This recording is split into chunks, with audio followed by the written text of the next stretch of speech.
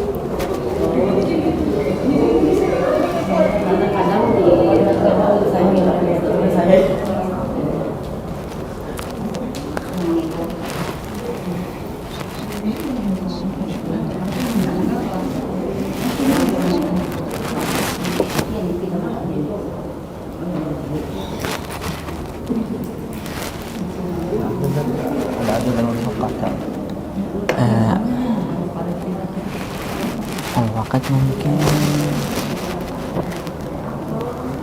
كما بالأمس يعني قبل الساعة 12. يا شيخ ما مرضنا مرة ثانية حتى المغرب. هذا حتى مرة ثالثة لا يطلبنا.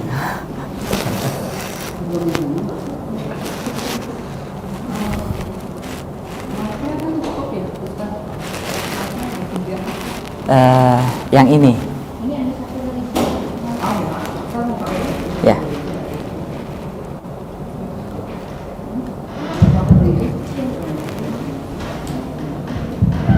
Bismillahirrahmanirrahim. Assalamualaikum warahmatullahi wabarakatuh. Waalaikumsalam warahmatullahi wabarakatuh.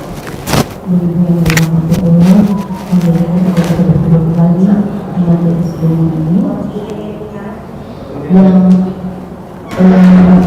alhamdulillah kita masih dari Yaman. Mudah-mudahan ibu-ibu yang lain segera datang bisa bersama dengan kita, dan untuk menghemat waktu kita bisa mulai kajian kita. Apa terus? Ya. Ada awalan. Baik, ibu-ibu sekalian, bismillahirrahmanirrahim. Assalamualaikum warahmatullahi wabarakatuh.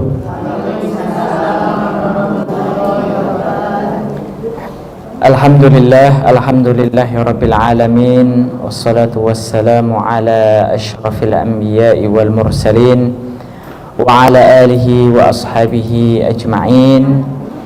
Ibu-ibu sekalian, jamaah Majlis Ta'lim Al-Islah yang semoga dimuliakan Allah Subhanahu wa taala. Alhamdulillah, bersyukur kita kepada Allah kesempatan yang berbahagia ini di hari Rabu tanggal berapa Hijriah, Ibu? Berapa Ramadan, Ibu?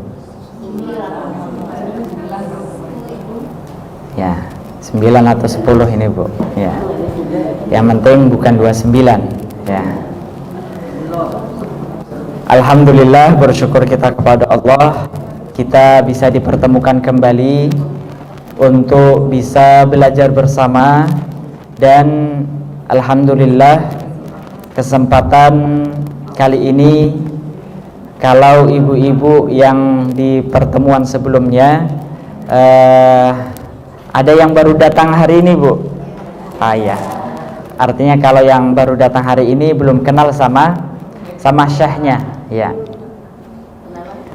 Iya. Kalau belum kenal maka ya, ta'aruf, kenalan.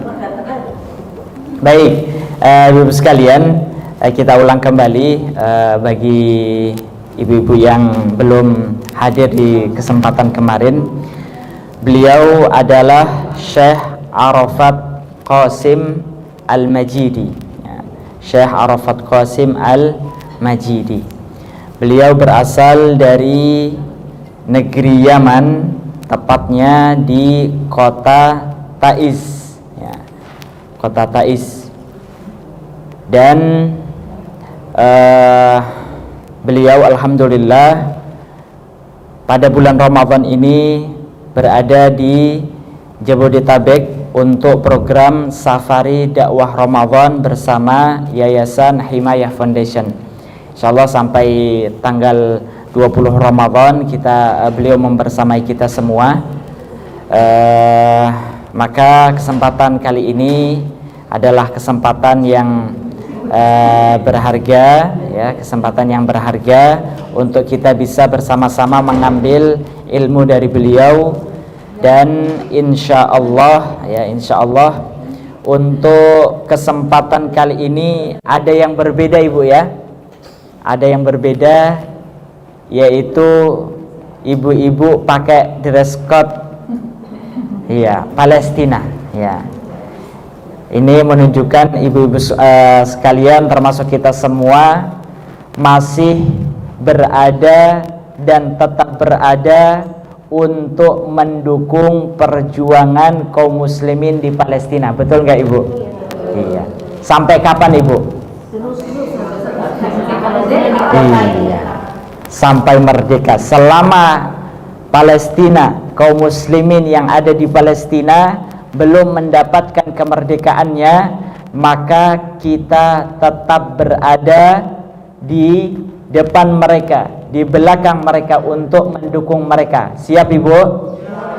Ada yang sudah bosan mendukung Palestina ibu-ibu sekalian? Iya. Siap berkorban untuk Palestina ibu-ibu sekalian? Siap berangkat ke Palestina ibu-ibu sekalian? Giliran berangkat, iya, mikir-mikir Ibu. Iya. Siap Bu ya? Iya. Tapi mau nyediakan buka puasa dulu untuk di rumah, ya boleh-boleh.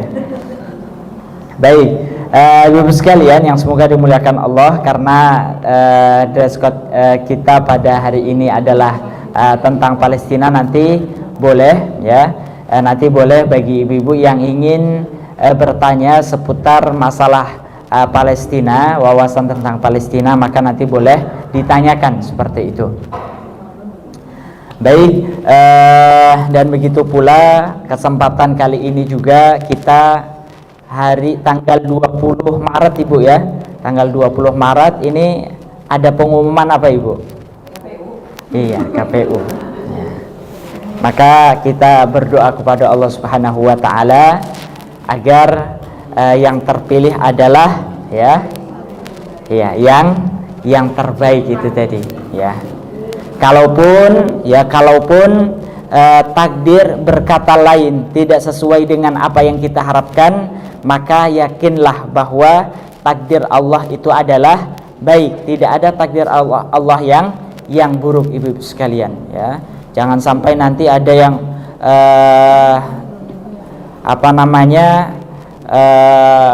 01 enggak terpilih ya, gantung diri di pohon cabai misalnya. Jangan sampai Ibu ya.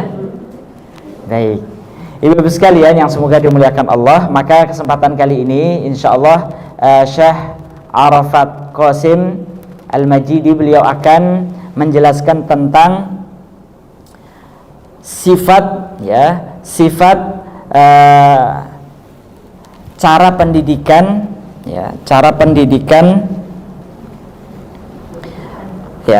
pendidikan ataupun konsep ulama di dalam pendidikan anak.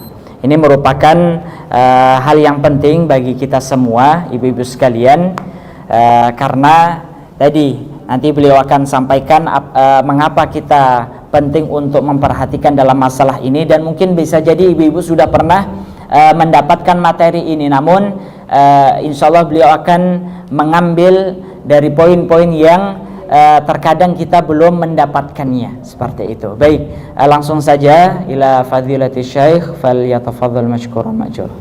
Bismillahirrahmanirrahim. Alhamdulillah hamdan hamda wa syukrillahi syukran syukra. Alhamdulillahilladzi jama'ana bis salihin. Wa as'alullah subhanahu wa ta'ala an yutimma lana bil husna. Nas'alullah an yuballighana wa iyyakunna akhir Ramadan.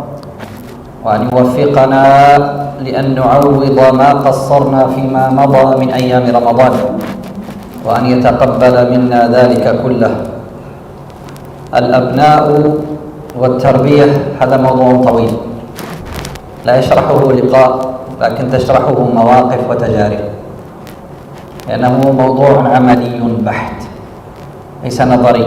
لكننا في هذا اللقاء سنضع رسائل، ولعل من بين تلك الرسائل ما ينتفع بها بعضنا. نأخذها رسالة.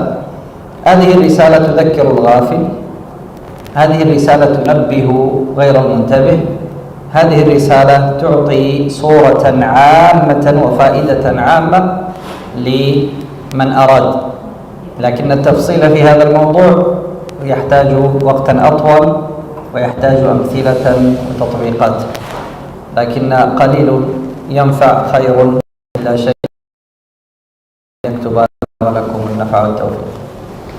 Beliau memuji Allah Subhanahu wa taala atas segala limpahan nikmat yang Allah karuniakan kepada kita semua, termasuk nikmat kita bisa menjalankan ibadah siam Ramadan hingga hari ini. Dan beliau memohon kepada Allah Subhanahu wa taala agar Allah menyampaikan kita, memampukan kita untuk menyelesaikan ibadah pada bulan Ramadan ini sampai akhir Ramadan. Dan Allah Subhanahu wa taala juga kita memohon kepada Allah agar Allah mengampuni terhadap apa-apa yang telah kita kurangi dari amalan-amalan kita pada bulan Ramadan ini, dan semoga Allah Subhanahu wa taala memberikan kesempurnaan pahala dari setiap apa yang kita amalkan pada bulan Ramadan ini. Baik, ibu-ibu sekalian yang semoga dimuliakan Allah, pembicaraan kita yaitu adalah tentang pendidikan anak, ya, pendidikan anak. Maka pembicaraan seputar pendidikan anak ini merupakan pembicaraan yang panjang, ibu-ibu sekalian. Enggak cukup 1-2 jam, betul enggak ibu? Ya, enggak cukup 1-2 jam. Makanya saya tawarkan ibu-ibu siap enggak sampai jam 6 sore, ya. Sekalian bukber masalahnya, ya. Enggak, ya. Bercanda ibu, soalnya kita tarawih sudah ada di tempat lain. Baik, namun beliau akan memilihkan beberapa poin-poin penting, pelajaran-pelajaran penting yang harus diketahui oleh setiap di antara kita, ibu-ibu, bapak-bapak dan lain sebagainya, ya, yang telah berperan sebagai orang tua ataupun yang akan berperan sebagai orang tua, ya, maka wajib untuk memahami akan hal ini. Kalau di sini yang sudah ada punya cucu juga banyak ibu, ya? Iya, sudah banyak, alhamdulillah. Artinya hal ini juga harus kita miliki, ya, sebagai apa nyebutnya ibu?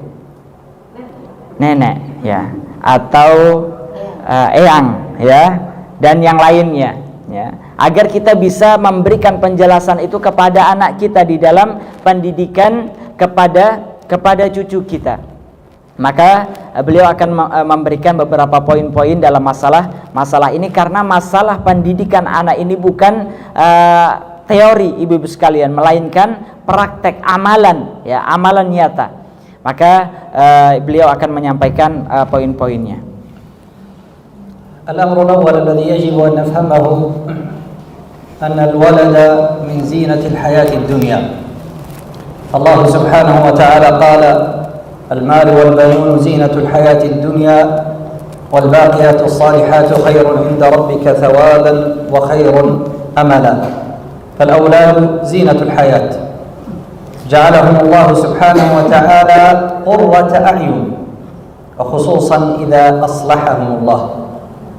ولذلك وصف الله الصالحين بقولهم في دعائهم: والذين يقولون ربنا هب لنا من أزواجنا وذرياتنا قرة أعين واجعلنا للمتقين إماما. وقد كتب الصالحين عبارات كثيرة، منها قولهم: لا تحلو الحياة إلا بالولد، ويقصدون الولد الصالح. ولذلك جعل الله سبحانه وتعالى من أسباب بقاء الإنسان وبقاء أثره الولد الصالح. قال النبي صلى الله عليه وسلم في الحديث المعروف: ولد صالح يدعو له.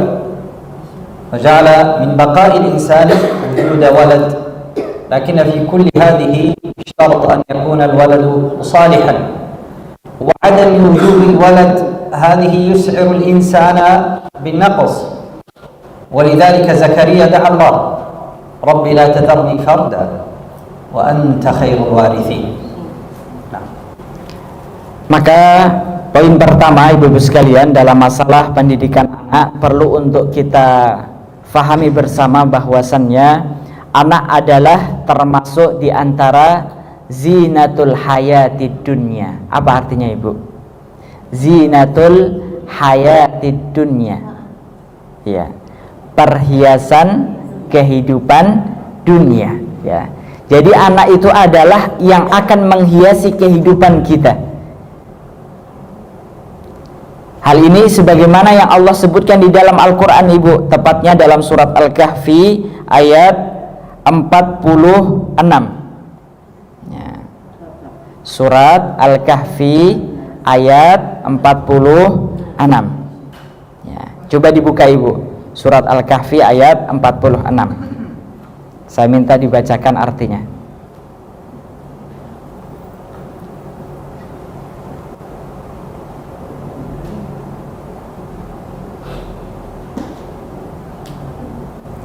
Sudah, silahkan.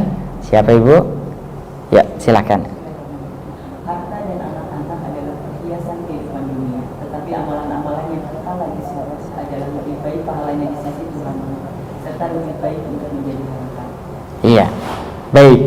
Di dalam ayat ini jelas Allah menyebutkan al-malu, yaitu harta, wal banuna, dan anak-anak keturunan kita.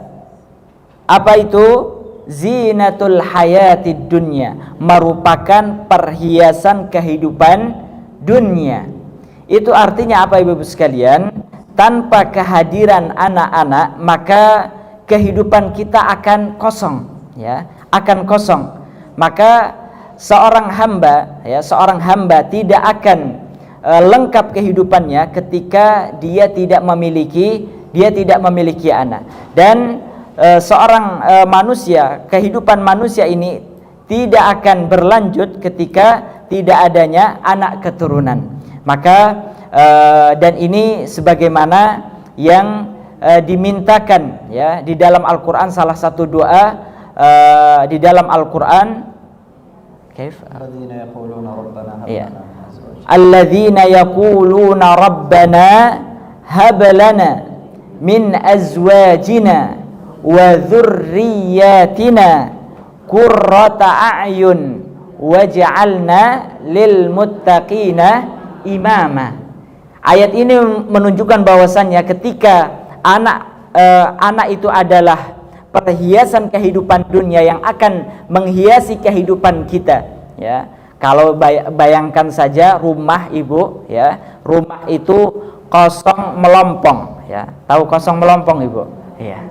Nggak ada apapun yang ada di dalamnya, ya. Cuma bangunannya saja, tidak ada kursi, tidak ada perhiasan dan lain sebagainya, ya. Maka akan terasa kosong.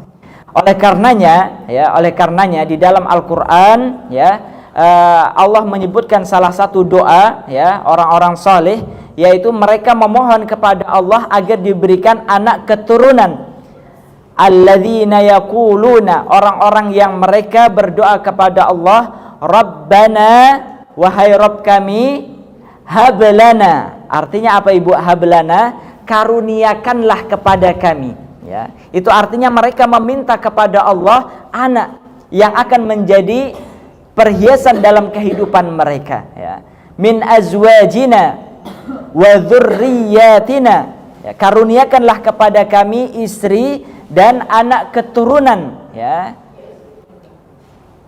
Qurrata a'yun, yang bisa menyejukkan pandangan mata kami, ya. Waj'alna lil muttaqina imama, dan jadikanlah kami, ya, pemimpin bagi orang-orang yang bertakwa. Artinya kita di dalam Al-Qur'an dianjurkan untuk memohon kepada Allah anak keturunan yang bisa menyejukkan pandangan kita.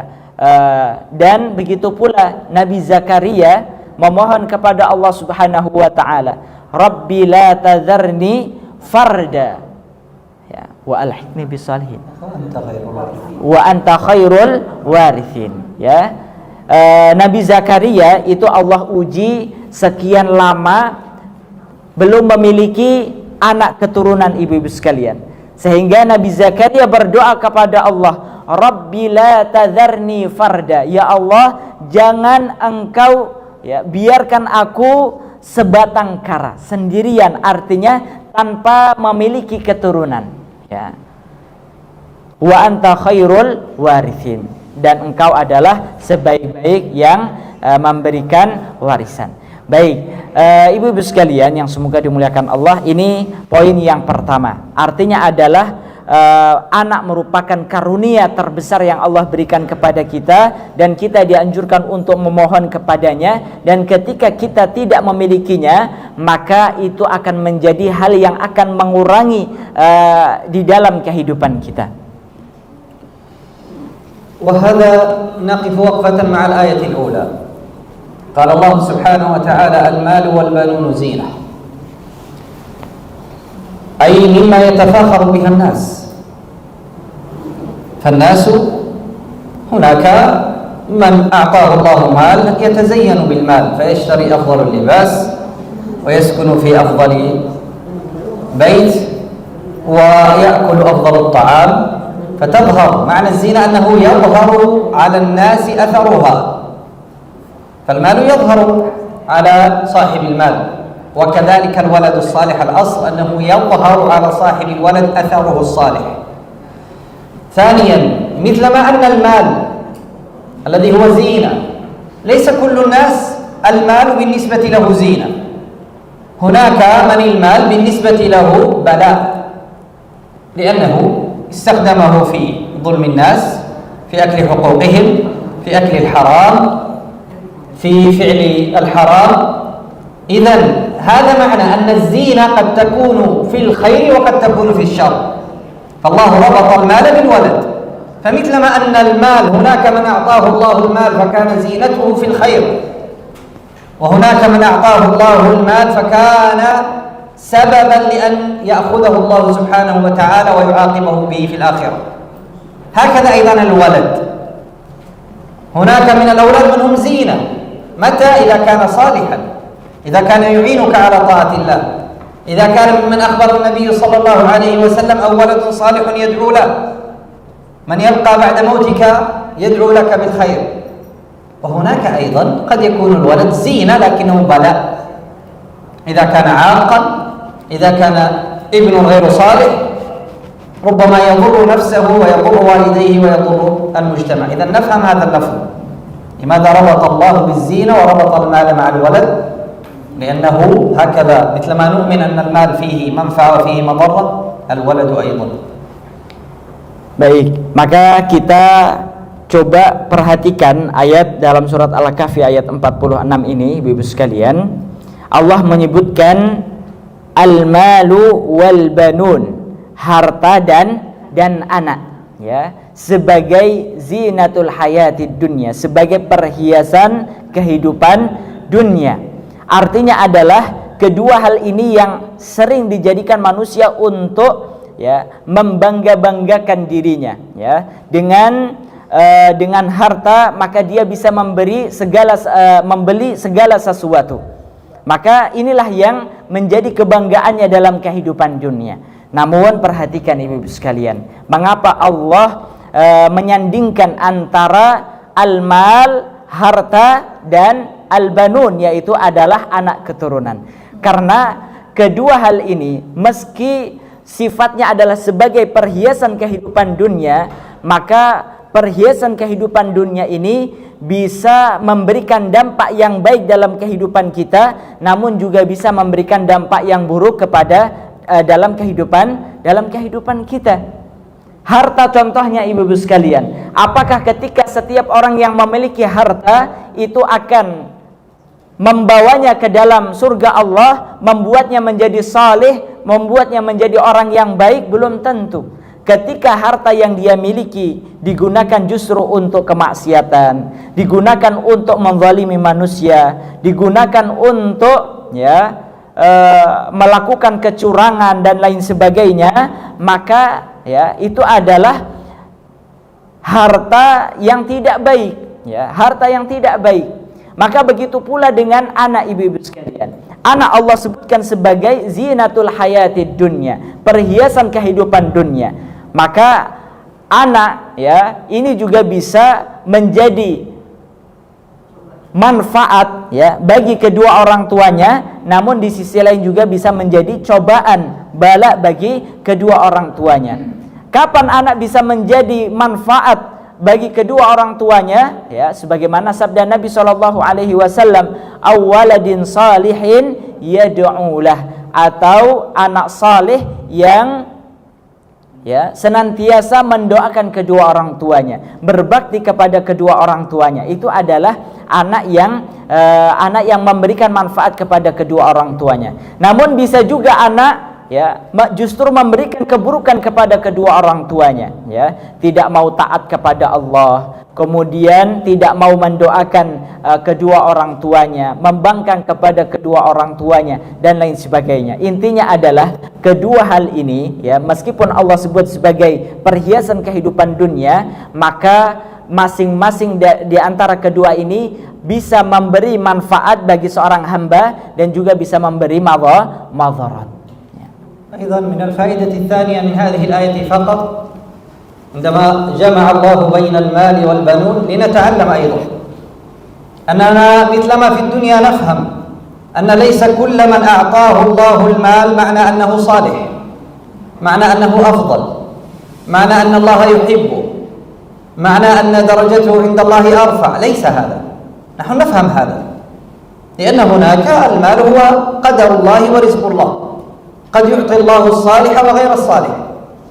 الله أراد أن يجمع أيضا بين الأبناء هكذا، لأن قد تفهم كثير من النساء والله هذه لم يعطيها الله ولد الله يعاقبها. إذا لماذا لا تخبرين هذه لم يعطيها الله مال الله يعاقبها؟ لأنهم سواء، الله جمعهم الاثنان حتى نتعلم، مثلما نفهم أن المال هو ابتلاء عند صاحبه وعدم المال هو ابتلاء عند صاحبه، فعند الأول يبتليه الله هل يتصدق، هل ينفق، هل يشكر الله عليه، وعند الآخر يبتليه الله هل يصبر.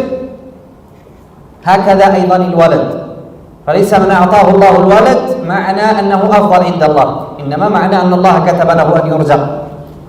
وليس من حرم الولد معنى أن الله يغضب عليه، أو معنى أنني أحتقرها أو كأنه عقاب من الله لها، إن كثير وبعض ربما النساء تقع في هذا، الله يعاقبها يبتليها صار لم يعطيها. لا، الله جمع لنفهم أيضا هو مثل المال، إعطاؤه ليس مزية ومنعه ليس حرمان.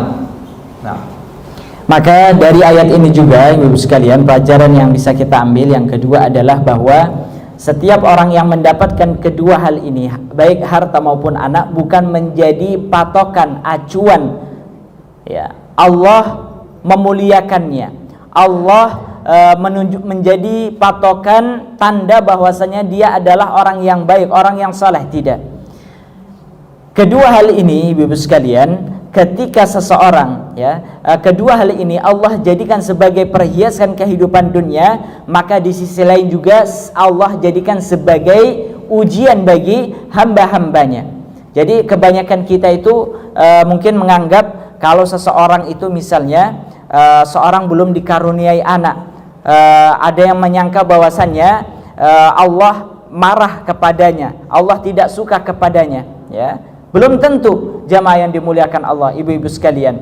Sama seperti ketika seseorang tidak Allah berikan harta, apakah bertanda bahwasanya Allah marah terhadapnya? Tidak. Terkadang Allah memberikan harta dan anak keturunan kepada mereka yang tidak beriman kepada Allah, kepada mereka yang senantiasa bermaksiat kepada Allah. Maka terkadang juga Allah memberikan ujian berupa kemiskinan, berupa tidak memiliki anak kepada orang yang beriman kepada Allah Subhanahu wa taala. Jadi intinya adalah kedua hal ini ya, meskipun Allah sebut sebagai zinatul hayatid dunya, maka bukan menjadi acuan utama akan kesalihan seseorang. Dan Allah jadikan kedua hal ini sebagai ujian kepada hamba-hambanya. Allah ketika memberikan seseorang harta, maka Allah akan mengujinya apakah dia dengan harta tersebut akan membelanjakannya untuk kebaikan ya, apakah dengan harta tersebut dia berinfak di jalan Allah. Begitu pula dengan anak, ibu-ibu sekalian, apakah ketika Allah memberikan kepada anak keturunan, dengannya dia mendidik anaknya dan lain sebagainya, seluruhnya kedua-duanya adalah ujian. طيب إذن نقف مع الرسائل في التربية حتى لا يأخذنا الوقت. الرسالة الأولى لنربي أبناءنا تربية صالحة نرجو أن يكون منهم من أخبر النبي أنه ولد صالح يدعو له. الرسالة الأولى وهو تربية أنفسنا. لأن الكثير يفكر عندما يذهب محاضرة أو درس أو لقاء أو دورة كيف نربي أبناءنا، فقط أفكر كيف أربي غيري. لا، أول وسيلة للتربية أن تربي نفسك. أول وسيلة لأن تصلح أبنائك أن تكون أمامهم قدوة صالحة. أول وسيلة ليكون أبناؤك أناس صالحين أن تكون صالح، أناس صادقين أن تكون صادق، أناس يخافون الله أن تكون تخاف الله. هذه أول وسيلة قبل كل الوسائل الأخرى. قال الله سبحانه وتعالى في سورة النساء: وليخشى الذين لو تركوا من خلفهم ذرية ضعافا خافوا عليهم. يا رب أنا أخاف على ابني، يوجد صديق غير صالح، يوجد فتن كثير، يوجد مصائب كثير، يا رب أنا أخاف، أنا أريده يكون صالح، ماذا أريد؟ الله ماذا يأمرك؟ فليتقوا الله. تريد ابنك صالح؟ اتق الله أنت أولا. وليقولوا قولا سديدا. إذن أول قاعدة في تربية أبنائنا أن نكون صالحين. هذه أول قاعدة وأهم قاعدة، وما بعدها هو سهل. لماذا هنا؟ فليتقوا الله. يا رب نخاف، نخشى عليهم، ماذا نفعل يا رب؟ فليتقوا الله. بعدها وليقولوا قولا سديدا. يتقوا الله معنى أن يكون الأب والأم قدوة في عبادتهم مع الله. بعد ذلك وليقولوا قولا سديدا، سنأتي بتفصيلاتها الذي هي النصيحة أو التعامل في إصلاح الأخطاء وغيرها. Baik, jadi kalau ayat yang pada surat Al-Kahfi ayat berapa tadi Bu? 46 itu baru muqaddimah sebelum kita memasuki apa saja pesan-pesan di dalam pendidikan anak. Baik, maka beliau menyampaikan pesan pertama di dalam pendidikan anak itu adalah ketika kita menginginkan kebaikan, ketika kita ingin mendidik anak kita menjadi anak salih salihah, yaitu adalah kaidah pertamanya, dan ini menjadi kaidah utama yang tidak bisa hilang, yaitu adalah hendaknya kita memperbaiki diri kita terlebih dahulu sebelum kita memperbaiki dan mendidik anak-anak kita, ibu-ibu sekalian. Dalilnya apa? Bisa dilihat di dalam surat An-Nisa ayat 9. Surat An-Nisa ayat 9. Coba dibaca Ibu. Ini saya biasanya minta ibu-ibu membaca untuk memastikan aktif semua Ibu. Sudah ada yang dapat? Silahkan Ibu. Iya. Dan hendaklah takut kepada Allah orang-orang yang sekiranya mereka meninggalkan keturunan yang lemah di belakang mereka, yang mereka khawatir terhadap kesejahteraannya. Oleh sebab itu, hendaklah mereka bertakwa kepada Allah, dan hendaklah mereka berjalan dengan tutur kata yang benar. Ya, baik.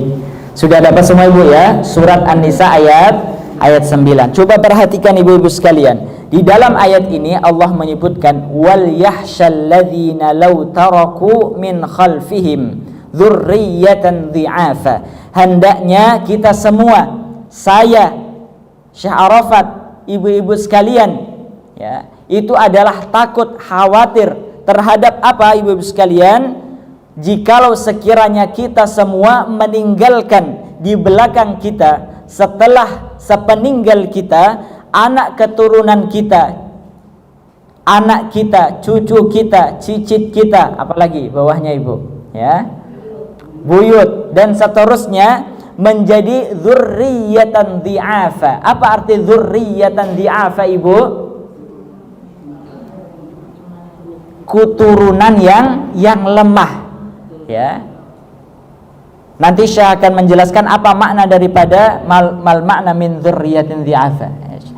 Kemudian keturunan yang lemah, maka untuk mewaspadai akan hal itu, ya, Allah memberikan kewaspadaan kepada kita semua, peringatan kepada kita semua, ya, wal yahsyalladzina law taraku, ya, hendaknya kita semua perhatian, ya, waspada jangan sampai anak keturunan kita itu menjadi generasi yang lemah, ya. Maka untuk menanggulangi akan hal itu, ya, khafu alaihim falyattaqullah. Maka perintah pertama adalah apa ibu? Hendaknya kita bertakwa, ya. Itu artinya adalah perintah sebelum kita mendidik anak kita, maka hendaknya kita bertakwa. Ketakwaan ini adalah ketakwaan kesalehan pada diri kita, ibu-ibu sekalian. Wal yaqulu qaulan sadida. Yang kedua adalah kita berkata yang baik. Ini adalah pokok utama, ya,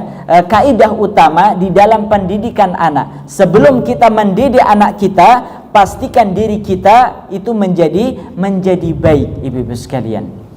Baik. إذن قال الله سبحانه وتعالى الشرط الأول فليتقوا الله. معنى تقوى الله هذا هو ما بينك وبين الله من صلاة وعبادات وصدق وتقوى. تقوى الله سبحانه وتعالى أن تفعل ما أمر وتجتنب ما نهى عنه وزجر. ثم قال بعد ذلك وليقولوا قولا سديدا. لذلك قدم الله عمل قبل القول، ونحن كثيرا جدا في التربية نقدم القول قبل العمل. ولذلك لا نجد لماذا أبناؤنا لا يتغيرون؟ لأنك دائما تنصح صلاة ثم أنت متأخر في الصلاة. صدق ثم أنت إذا يأتي جارتك أو صديقتك لا تريدين أن تنظرينها تخبرينها قولي لها لا يوجد. أنت تعلمينها الصدق والآن ما هذا؟ قولي لها نائمة وأنت لست نائمة. قولي لها مريضة وأنت لست مريضة. قولي لها مسافرة وأنت حاضرة. لذلك لا نجد أثر للنصيحة، لأن الله يعلمنا فليتقوا الله أولا العمل. ولذلك أبلغ نصيحة لأبنائك طلابك كل من تريد أن تنصحهم العمل ثم العمل ثم العمل. ولذلك قال الله فليتقوا الله أي فليعملوا. ابنتك عندما ترينك أو ابنك دائما في الصلاة في وقتها لا تتأخرين، والله هذه أكبر نصيحة. عندما ترينك بالحجاب دائما والله هذا أكبر نصيحة الحجاب. خلاص هي ترى كل أمها هذا حالها. عندما تراها كل يوم لها وردها من القرآن، والله هذه نصيحة في أهمية أن تقرأ القرآن. خلاص هي ترى أمها. عندما ترى أمها تحافظ على الأذكار الصباح والمساء لا تكاد تتركها، هذه أكبر نصيحة أن الأذكار مهم. لذلك قال الله فليتقوا الله. ولذلك كثير من فساد أبنائنا لأننا لم نكن قدوة جيدة لهم. نعم. Maka perhatikan ibu sekalian, ini penting, ya. Sebelum beliau menyampaikan, jadi makna daripada dzurriyyatan dhi'afa makna daripada generasi ataupun keturunan yang lemah itu apa ibu? Lemah iman, ibu, ya. Lemah ilmu, ya.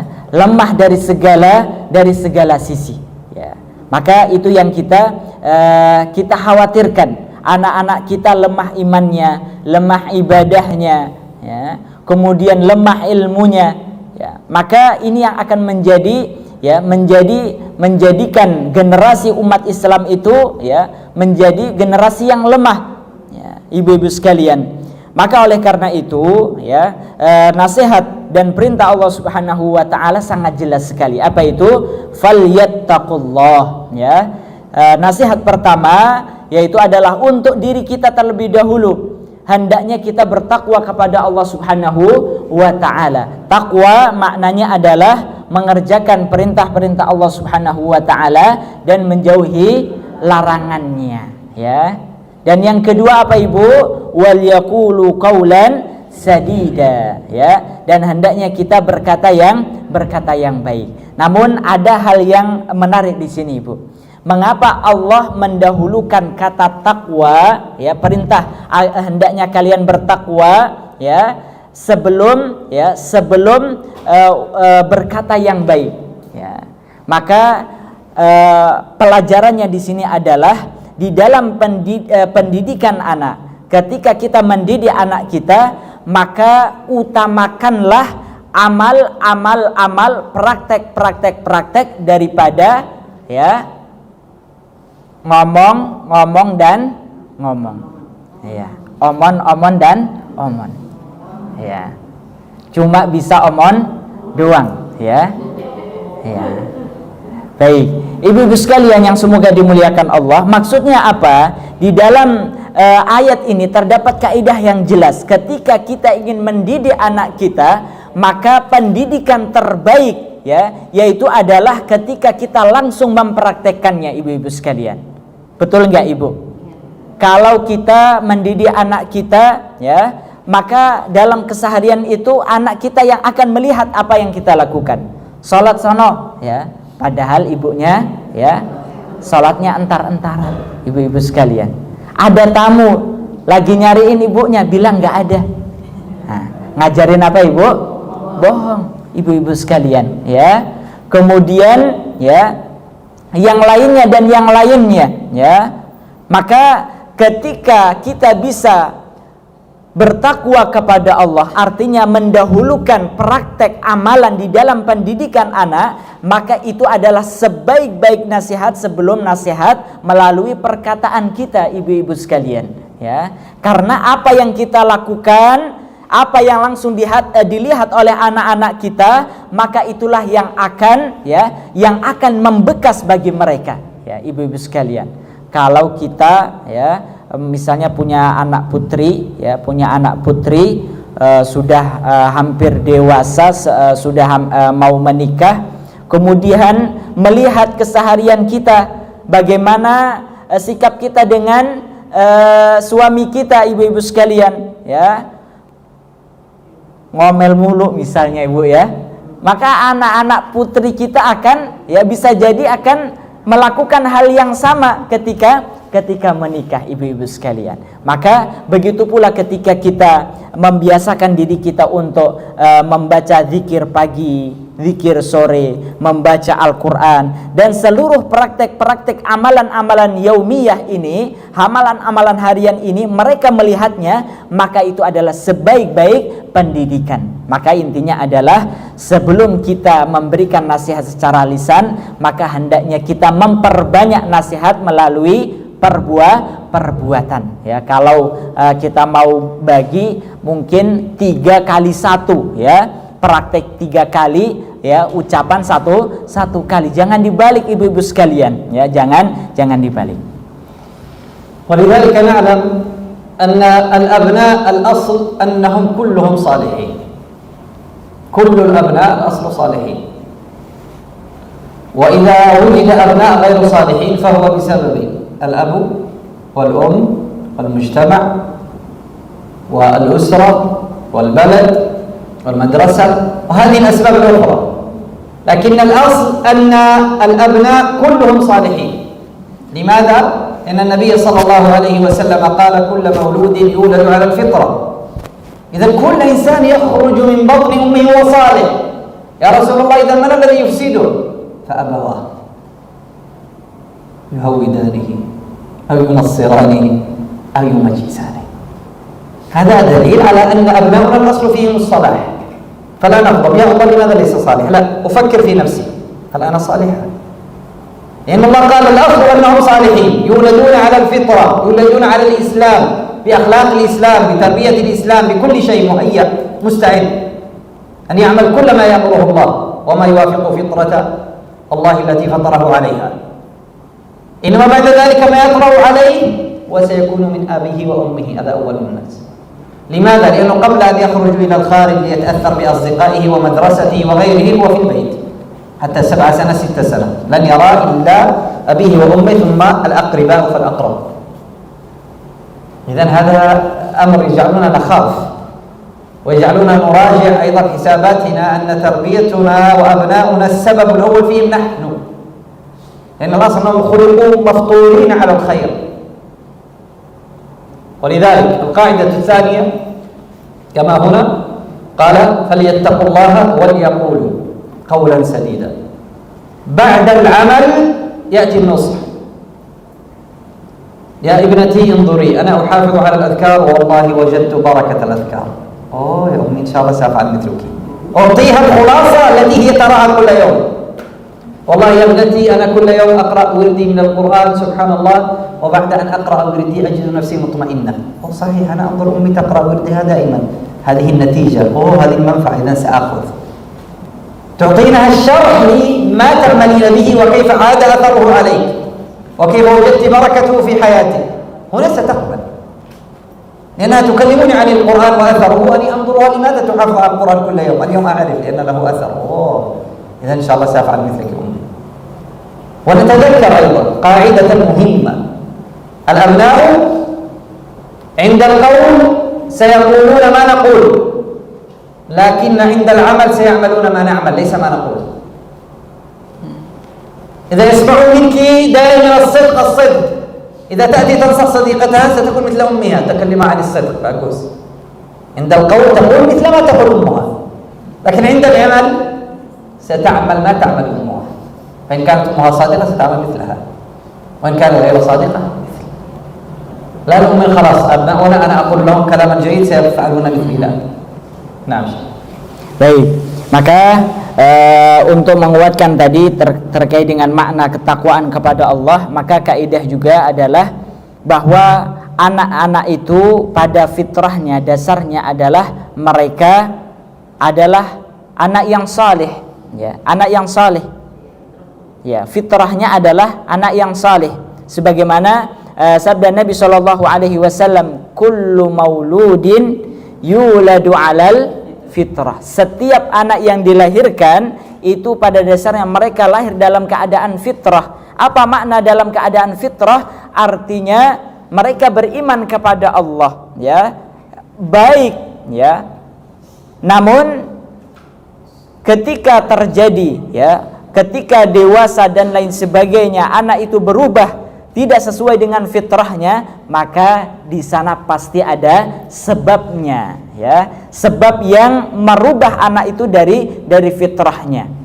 Maka Rasulullah menyebutkan fa'abawahu, ketika anak itu lahirnya adalah fitrah, dalam keadaan fitrah salih salihah, maka ketika terjadi perubahan, dia tidak beriman kepada Allah, dia menjadi bermaksiat dan sebagainya, maka di antara sebabnya yaitu adalah fa'abawahu. Apa fa'abawahu, Ibu?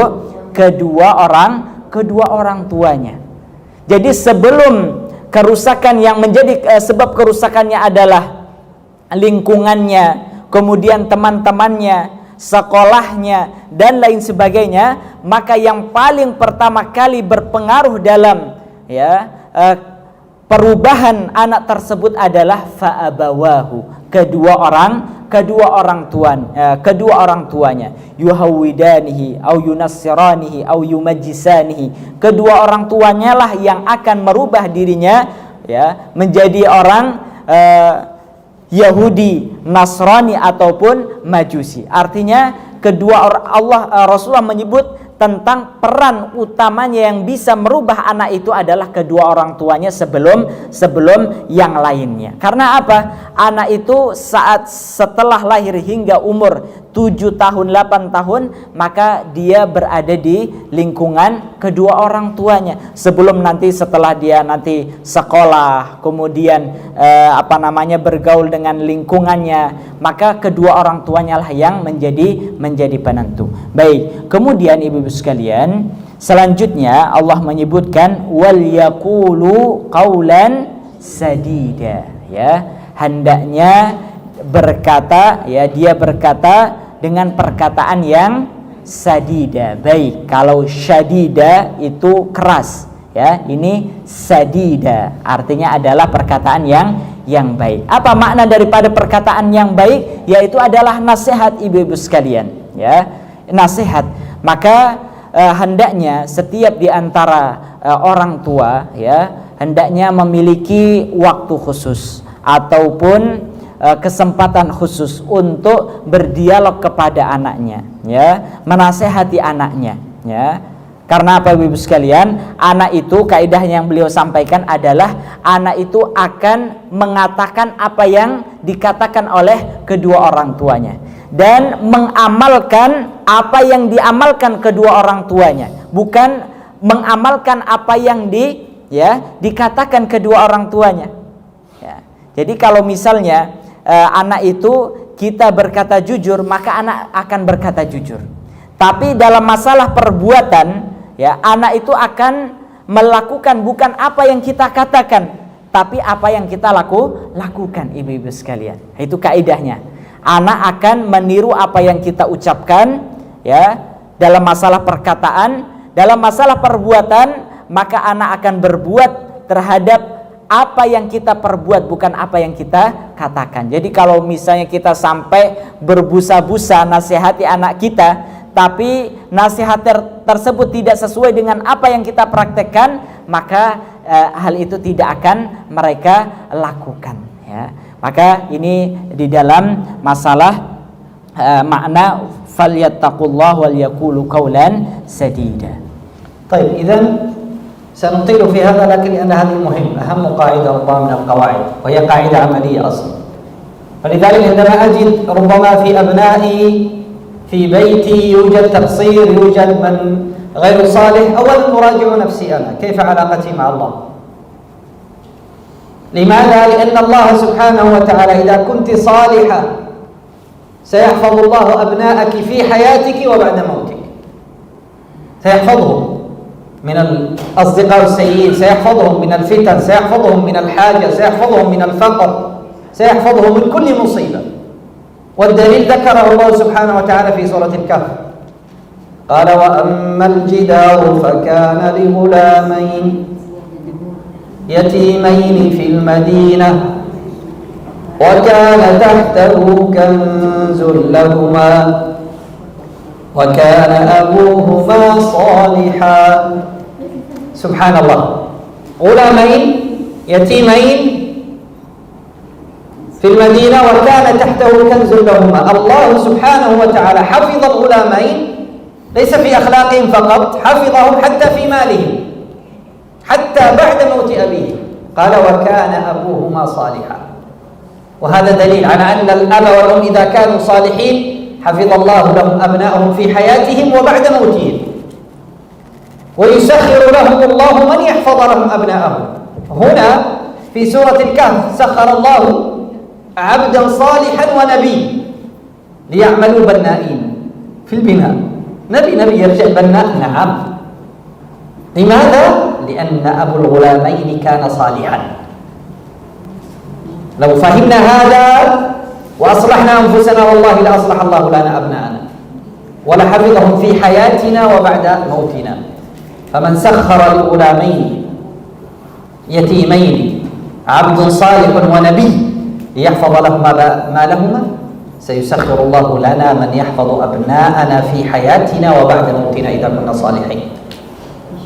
ولذلك الله هنا لم يذكر الغلامين أنهم صالحين، إنما ذكر أبوهما، قال وكان أبوهما صالحا، ليس وكان أبوهما وكان صالحين، ليس هما. إذن هذه قاعدة مهمة جدا وربما الكثير يغفل عنها.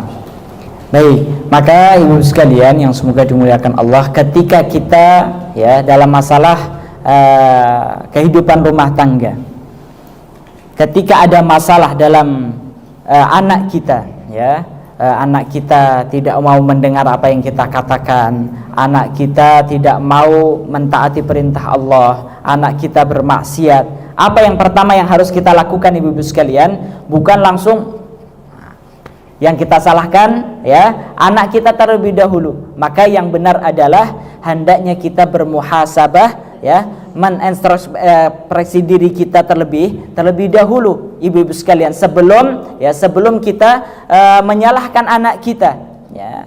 Jadi lihat muhasabah diri kita sendiri terlebih dahulu, apa yang telah kita lakukan ya, apa yang telah kita lakukan. Karena ibu-ibu sekalian, ketika kita menjadi orang tua yang saleh ya, orang tua yang saleh, maka hal ini akan menjadi dan berpengaruh kepada anak-anak keturunan kita. Hal ini sebagaimana yang Allah sebutkan di dalam surat Al-Kahfi ayat 82 ibu ya. Allah menceritakan di dalam surat Al-Kahfi ayat 82 ya. Baik, saya bacakan ya. Ini terkait dengan kisah Nabi Musa dan Khidir ya, yang membantu kedua anak yatim ya, membangunkan untuk kedua anak yatim di satu kota ya. Mengapa Nabi Musa dan Khidir sampai berkhidmat ya, membantu kedua anak yatim? Maka Allah menyebutkan wa ammal jidaru, adapun dinding rumah itu adalah li ghulamaini yatimaini fil madinah, milik dua anak yatim di kota itu ya. Wa kana tahtahu kanzul lahuma, di bawahnya tersimpan harta bagi mereka berdua ya. Wa kana abuhuma salihah, dan ayahnya adalah seorang yang saleh. Nah, perhatikan ibu-ibu sekalian bahwa pengaruh daripada kesalehan orang tua itu akan berpengaruh kepada anak kita. Artinya adalah Allah akan menjaga anak kita ya, anak keturunan kita, ketika kita sebagai orang tua adalah orang tua yang salih-salihah. Coba bayangkan, ini Nabi Musa dan Khidir sampai membantu kedua anak yatim tersebut ya. Coba bayangkan seorang nabi dan orang yang saleh membantu kedua anak yatim. Sebabnya apa? Karena kedua orang tua dari anak yatim itu adalah saleh. Artinya adalah ketika kita salihah sebagai orang tua, maka Allah akan menjaga anak kita dari berbagai keburukan, dan Allah akan menurunkan pertolongannya dengan cara Allah Subhanahu wa taala untuk menjaga anak-anak kita. طيب. ثم أيضا فائدة في قول الله سبحانه وتعالى فليتقوا الله وليقولوا قولا سديدا. قال العلماء القول السديد أن يكون في الوقت المناسب وبالطريقة المناسبة وبالكلمات المناسبة، هذا هو القول السديد. الوقت المناسب، أنا سأنصح ابني، لكن ماذا؟ في الوقت الذي ابني مشغول في الجوال ويوجد ربما كرة قدم مباراة أو يوجد وأنا آتي أنصحه من الخلف، ابني واجب تصلي. هذا ليس وقت مناسب، هو لن يفهم شيئا الآن، ثم بعد ذلك أغضب، يا الله لماذا لم ينتبه، أو آتي مباشرة أغلق التلفاز، واجب تسمعني. ليس هذا وقت مناسب، هذا ليس وقت مناسب. هو الآن مشغول بهذا، خلاص يشاهد مباراة، يشاهد لعبة، يشاهد شيئا مباح يحبه، اتركيه. لكن لا، نأتي له في ذلك الوقت، ثم لماذا لا يسمعني؟ هذا ليس وقت مناسب، هو الآن مركز على هذا شيء يحبه. آتي له في الوقت الذي هو يريد ينوم يستريح ومتعب، من المدرسة رجع، واجب تسمعني أولا قبل تستريح، ليس وقت مناسب. جزاك الله خيرا، الآن ليس وقت مناسب. ثم قد يسمع مضطر، لكن يسمع ليس ليفعل، لا، حتى لا تغضب أمه. انتهيتي؟ نعم، يلا نعم. ثم بعد ذلك يقول أنا بالأمس أخبرته، هو نسي إنه الوقت لم يكن مناسبا. إذا اختيار الوقت المناسب هذا معنى القول السديد، أن يكون الوقت مناسبا، ليس مناسبا لك، مناسبا له، لأنه هو الذي ستنصحينه. ربما أنت مناسب لك الآن، لكن هل هو مناسب له؟ مثل الآن لدينا درس، جزاكم الله خيرا، ربما الوقت المناسب لنا في 8، لكن هل هو مناسب لكم؟ لا، إذا واجب المحاضرة تكون في 10. لماذا؟ سديد، قول السديد واجب أن يكون مناسب للذي ستنصح. إذا هذه النقطة التي نغفل عنها كثيرا. فإن كان الابن يشاهد شيء، مشغول بشيء، يتكلم مع صديقه، متعب، يريد أن ينام، ليس هذا الوقت السديد، أو القول السديد هنا في هذا الوقت، لأنه لم يسمع، وإن سمع سيسمع مضطرا، وإن سمع مضطرا لن يطبق. Nah. Baik, maka termasuk juga terhadap makna wal yaqulu qaulan sadida, ini makna daripada perkataan, hendaknya berkata dengan perkataan yang baik. Maka apa makna daripada perkataan yang baik, Ibu-ibu sekalian? Perkataan yang baik itu disebut sebagai perkataan yang baik adalah pertama, ya, kita berkata pada waktu yang tepat, ya. Jadi perkataan yang baik itu adalah ketika ucapan yang kita ucapkan pada waktu yang tepat. Kemudian yang kedua adalah tempat yang tepat, ya. Kita berucap, menyampaikan nasihat di tempat yang tepat, ya. Masalah. إذا الوقت المناسب، المكان المناسب، الطريقة المناسبة. سنشرح. Ya. Kemudian yang ketiga adalah, ya, maksud daripada perkataan yang baik adalah dengan cara yang, metode yang tepat. Nah, itu adalah makna daripada qaulan sadida, ya. Jadi waktu yang tepat, tempat yang tepat, dan cara metode yang tepat, ya. Kita beliau menyampaikan makna yang pertama, waktu yang tepat, ibu-ibu sekalian, ketika kita memberikan nasihat baik kepada anak kita, dan ini juga bisa kepada selain anak, ya, baik kepada suami, kepada teman dan sebagainya. Ketika kita ingin menasihati terhadap suatu hal, maka carilah waktu yang tepat, ibu-ibu sekalian. Ketika kita menasihati anak kita dalam keadaan dia sedang marah, emosi dan sebagainya, maka bukan waktu yang tepat, ya. Begitu pula ketika anak kita misalnya sedang capek, ya, sedang tidak konsen dan lain sebagainya, maka bukan waktu yang tepat untuk kita memberikan nasihat. Baru datang capek-capeknya, ya, langsung kita omelin misalnya, ya. Kalaupun dia mendengarkannya, itu hanya mendengarkan dengan terpaksa, ya. Pura-pura dengar saja, Ibu. Besoknya kalau kita tanya, kemarin Bunda bilangin apa? Sudah lupa, Ibu, ya. Karena apa? Ketika kita mengucapkannya tidak pada waktu yang tepat, ya. Maka begitu pula pada yang lainnya. Ketika misalnya anak sedang marah, anak sedang nangis, kemudian langsung kita marahin, langsung kita nasihatin, tidak akan masuk sama sekali, ibu-ibu sekalian. Ya, kita tunggu agar emosinya turun terlebih dahulu, tenang terlebih dahulu, barulah kita berikan nasihat. فممكن بعد ذلك الأم هي تختار الوقت الذي تراه مناسبا. في وقت الطعام نأكل بعد أن يستريح ويشاهد، يلا نأكل الآن ونتكلم وأجعل النصيحة مثل نقاش. والله أنت بالأمس تأخرت عن الصلاة أو تأخرت عن الصلاة، هل تظنين التأخر عن الصلاة جيد أو غير جيد؟ اجعليها نقاش، ليس أمر لا نعم والله غير جيد. والله أنا كنت ربما قديما هكذا عندما كنت صغيرا مثلك، لكن الحمد لله الآن بدأت أصلح وأنت إن شاء الله تصلحين. فتصبح النصيحة في الوقت المناسب، وقت الطعام أو وقت نأكل سويا أو وقت نجلس سويا، هو مستريح وهي مستريحة، لا يوجد شيء، الحمد لله بهذا الوقت المناسب أنا أطرح، ويكون عن طريق سؤال وجواب، هذا سنأخذه. المكان المناسب، المكان المناسب، النصيحة لا تكون أمام الأسرة. والله لدينا ضيوف أصلا هذه تتأخر في الصلاة دائما، ما شاء الله هذه نصيحة، هذه فضيحة ليس نصيحة.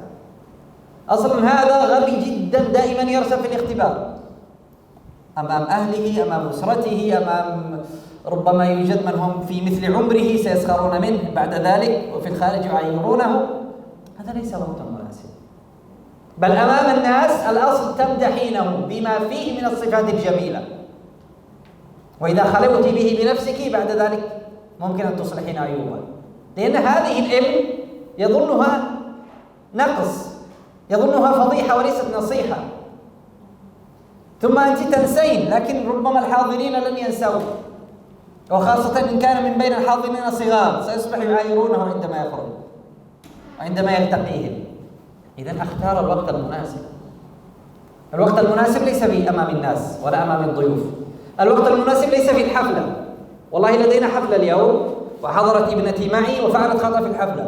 الآن وقت الحفلة، ليس وقت. اصبري، دعيها تستمتع بالحفلة، تستمتع بالاجتماع، وترجعين معها إلى البيت. يوجد لديك وقت طويل للنصيحة، لكن لا تفسد عليها الحفلة وتفسد على نفسها، ويرجعوا الاثنين إلى البيت في الطريق غضب ويصلون أفسد كل العالم.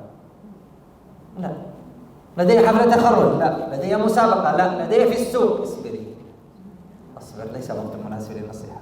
أشتر، وعندما نرجع إلى البيت نجد الوقت المناسب مهم جدا، وعدم اختياره يفسد أكثر مما يصلح. Baik, maka di dalam memilih waktu yang tepat di saat memberikan nasihat itu adalah carilah waktu-waktu yang tepat saat makan, misalnya ibu-ibu sekalian, ya.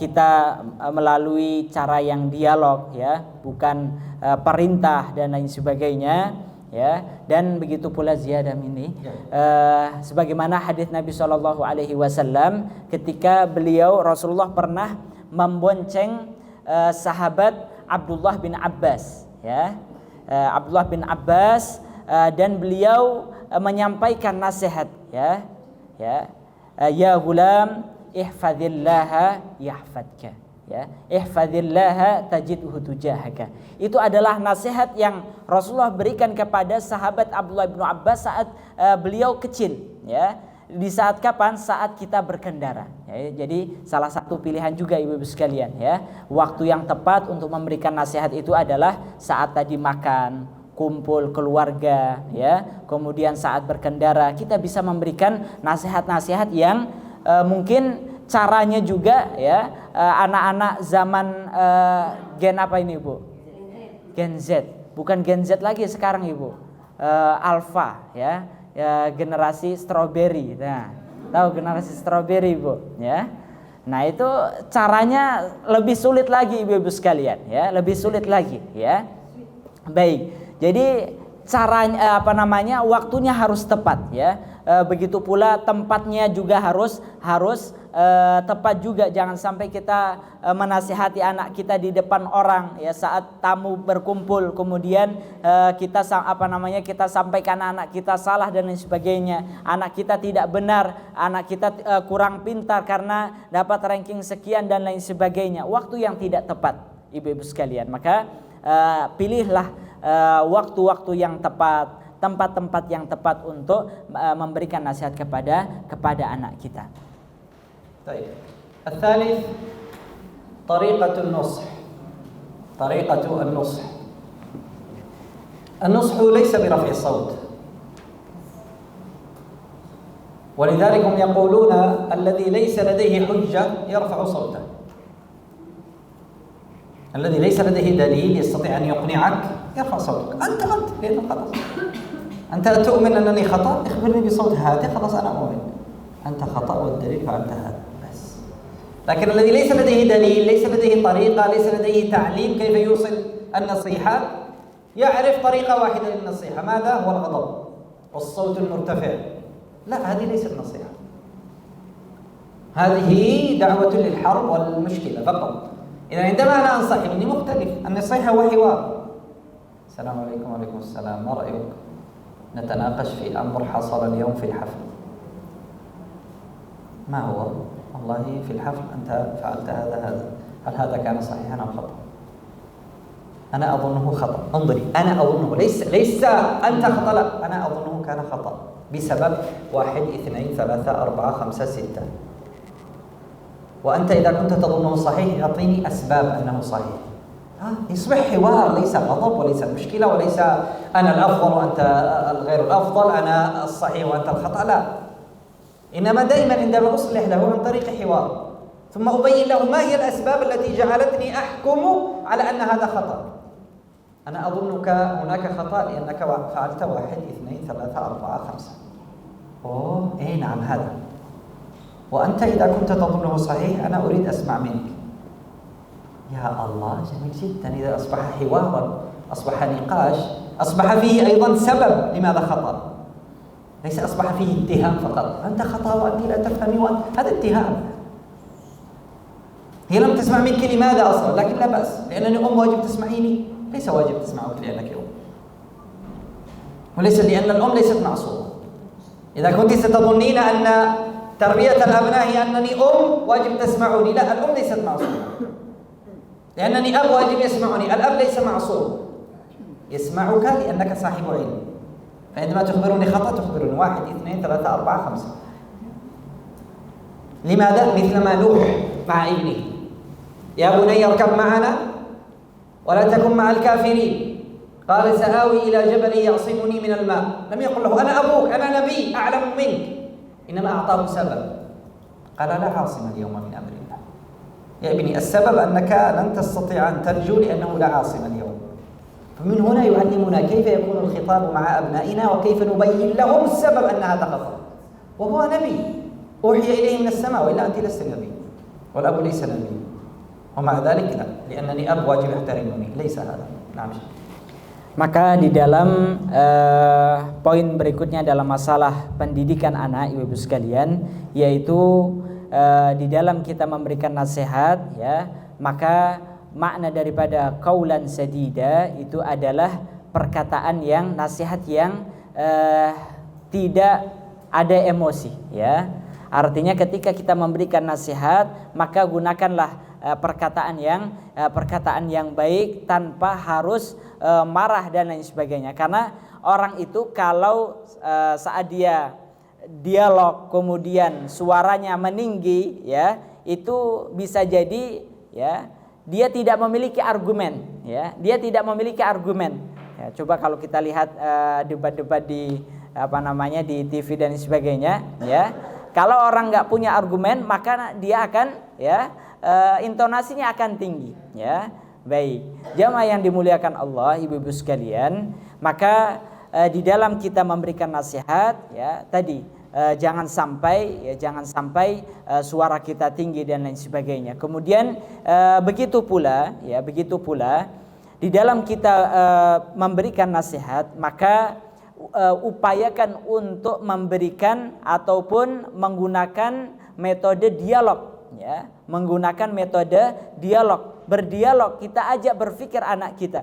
Kalau misalnya dalam satu kesempatan, ya, ada acara keluarga misalnya, kemudian anak kita berbuat yang tidak baik, ya, maka jangan sampai kita menasihatinya di tempat tersebut, di acara tersebut. Biarkan kita pulang ke rumah terlebih dahulu, cari waktu yang tepat, tempat yang tepat, kemudian kita ajak dialog. Tadi Bunda lihat kamu seperti ini. Menurut Bunda itu adalah tidak baik. Karena apa? 1, 2, 3 kita berikan argumen kita, ibu-ibu sekalian, ya. Kemudian bagaimana menurut abang dan lain sebagainya. Kita berikan ruang dia untuk anak, kita berikan ruang kesempatan anak kita untuk memberikan alasannya, ya. Maka ini adalah cara terbaik kita sebagaimana yang dilakukan oleh Nabi Nuh alaihi salam, ya. Nabi Nuh alaihi salam ketika menasihati anaknya, ya bunayyarkam ma'ana wala takum ma'al kafirin, ya, wahai putraku, ayo naik ke kapalku, ya, jangan engkau bersama orang-orang, ya, orang-orang kafir. Kemudian di sini terjadi dialog, ya. Qala sa'awi ila jabalin ya'simuni minal ma. Wahai bapakku, ya, aku tidak akan ikut bersamamu di atas kapal, ya. Aku akan naik gunung yang akan bisa menyelamatkanku dari banjir, ya. Maka Nabi Nuh tetap berdialog, ya. Qala la asimal yaum, ya. Tidak ada yang bisa selamat pada hari ini dari banjir ini, ya. Itu ibu-ibu sekalian menunjukkan bahwasannya di sana ada dialog antara Nabi Nuh dengan putranya. Sekelas Nabi Nuh saja, beliau tidak langsung menyampaikan, ayo kamu naik ke kapal bapak dan sebagainya. Saya ini adalah seorang nabi, seorang rasul dan lain sebagainya. Tidak, ibu-ibu sekalian. Kalau Nabi Nuh saja ketika menasihati anaknya dengan cara berdialog, ya, berargumentasi, ya, memberikan ruang bagi anak kita untuk memberikan alasannya, ya. Maka apalagi dengan kita bukan nabi, bukan rasul dan lain sebagainya. Apa yang kita lakukan, apa yang kita pikirkan, ya, apa yang kita pilih belum tentu seluruhnya adalah benar, ibu-ibu sekalian, ya. Maka pentingnya untuk memberikan nasihat dengan cara berdialog itu tadi. Mungkin yang ikhtitam. طيب إذا لعلنا نقف هنا، لم نأخذ إلا واحد، لكن أخبرتكم لأن هذا عملي، أسأل الله ينفعنا بما علمنا وأن نتدبر أيضا قصص القرآن. الآية التي ذكرها أختم بها أيضا نأخذ منها فائدة. انظرنا هنا كيف كان الخطاب بين الأب والابن في أمر سيجعل الإنسان أو ولده يخسر حياته، ومع ذلك لم يظهر عليه أثر الغضب ولم يظهر عليه أثر الانفعال. ونحن يخطئ الابن، يكسر شيء بسيط فقط يفور الغضب إلى أعلى مستوى، هذا في حياة أو موت. ومع ذلك انظر الألفاظ. هذه الفائدة الأولى. الفائدة الثانية أيضا أنه سبحان الله عندما الخطأ، كيف أن نبي الله نوح، وذكر الله في القرآن هذا، ذكر جزءا من الحوار. قال يا بني، قال يا بني، ليس يا غبي، يا قفل، يا عاصي، يا من الألقاب والأسماء القبيحة، ليس. هذا كفر الآن، ومع ذلك ما زال اسمه ابنه، ليس يا كافر ولا يا فاسق ولا، لا، ليس. نحن إذا غضبنا من أبنائنا ما شاء الله أسماء الحيوانات كلها نعطيها لهم، نأخذ من الحيوانات الأسماء ونعطيها لأبنائنا عند الغضب. لا، يا بني، وهو يتكلم عن الإنسان خالفه في العقيدة والإسلام، ليس فقط في خطأ. ثم اركب معنا ولا تكن مع الكافر. إذن كيف خاطبه؟ وهذا نحتاج أن نتعلم لغة الخطاب. الثاني كيف قبل منه أن يرد؟ قال سآوي. نحن اليوم ربما في وقت الغضب إذا آتي أصلح لابني أو ابنتي هذا خطأ، ثم هي تقول لا أظن ليس خطأ. ما زلت تظنين أن الرد عليك خطأ آخر.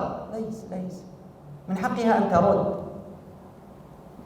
أنت ستضربينها، ستعاقبينها، من حقها أن تدافع عن نفسها قبل أن تعاقب. لا، أظن واجب تسكت أبدا عندما، طيب هي تشعر أنها مظلومة، واجب تعطيها مبرر. لا، هذه قليلة أدب. لماذا؟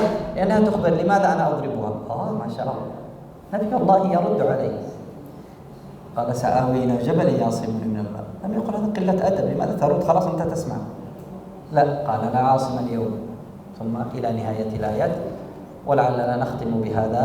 أسأل الله أن ينفعني بما قلت وينفعكم بما سمعتم.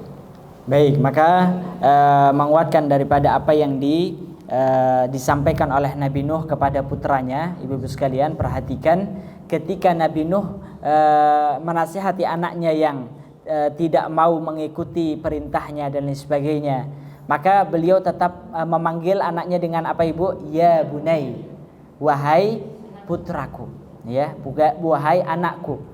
Kalau kita biasanya, kalau ya bukan kita Ibu ya, bukan, nggak ada yang di sini Ibu ya. Sebagian orang tua ya di luar sana Ibu, jauh banget ya. Itu ketika marah kepada anaknya ya, mengeluarkan sumpah serapah ya.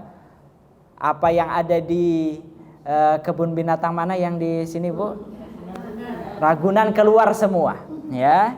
keluar semua. Bagaimana tidak akan menjadi anaknya dengan ucapan-ucapan yang tidak layak, ya, bodoh, tolol dan lain sebagainya, ya. Maka Nabi Nuh alaihissalam tetap memanggil anaknya dengan ya bunai, wahai putraku. Nah, ini yang pertama ibu-ibu sekalian. Kemudian begitu pula ketika tadi kita tetap mendahulukan metode nasihat, dialog itu tadi, ya. Dialog itu tadi meskipun orang tua merasa benar, ya, dengan apa yang dia yakini, ya, ketika anak itu kita ajak berdiskusi. Ketika anak itu belum memahami bahwasannya kesalahannya itu adalah sebagai kesalahan, maka kewajiban kita terlebih dahulu untuk memberikan pendidikan ataupun ilmu. Ketika anak kita misalnya tadi kamu ketika ketemu sama keluarga lewat di depan orang tua enggak permisi, ya. Kemudian anak kita tidak merasa salah dengan hal itu. Itu berarti apa, Ibu? Informasi ilmu tentang adab tersebut belum difahaminya, ya. Siapa yang bertanggung jawab untuk memberikan pelajaran itu? Ya, orang tua. Itu artinya kita belum ataupun kurang untuk memberikan dan membiasakan kebiasaan tersebut, ya. Begitu pula misalnya anak, kalau misalnya dulu saya ini cerita sedikit Ibu, ya. Dulu saya punya tiga saudara, ya. Masing-masing punya celengan Ibu, ya. Masing-masing punya celengan, ya. Suatu saat ya iseng, ya, saya ambil celengan adik saya, ibu-ibu sekalian, ya. Dicongkeli seperti itu Bu, ya. Ya. Baik, ada kisah ini. Maka ini adalah praktek ketika seorang anak, ya, orang tua mendapati anaknya misalnya berbohong atau mencuri dan lain sebagainya. Kemudian dia belum memahami bahwasanya itu adalah kesalahan, ya, jangan kita marahi terlebih dahulu Ibu. Karena apa? Dia belum memahami bahwasanya itu adalah sebagai kesalahan. Maka kewajiban kita adalah untuk memahamkannya terlebih dahulu.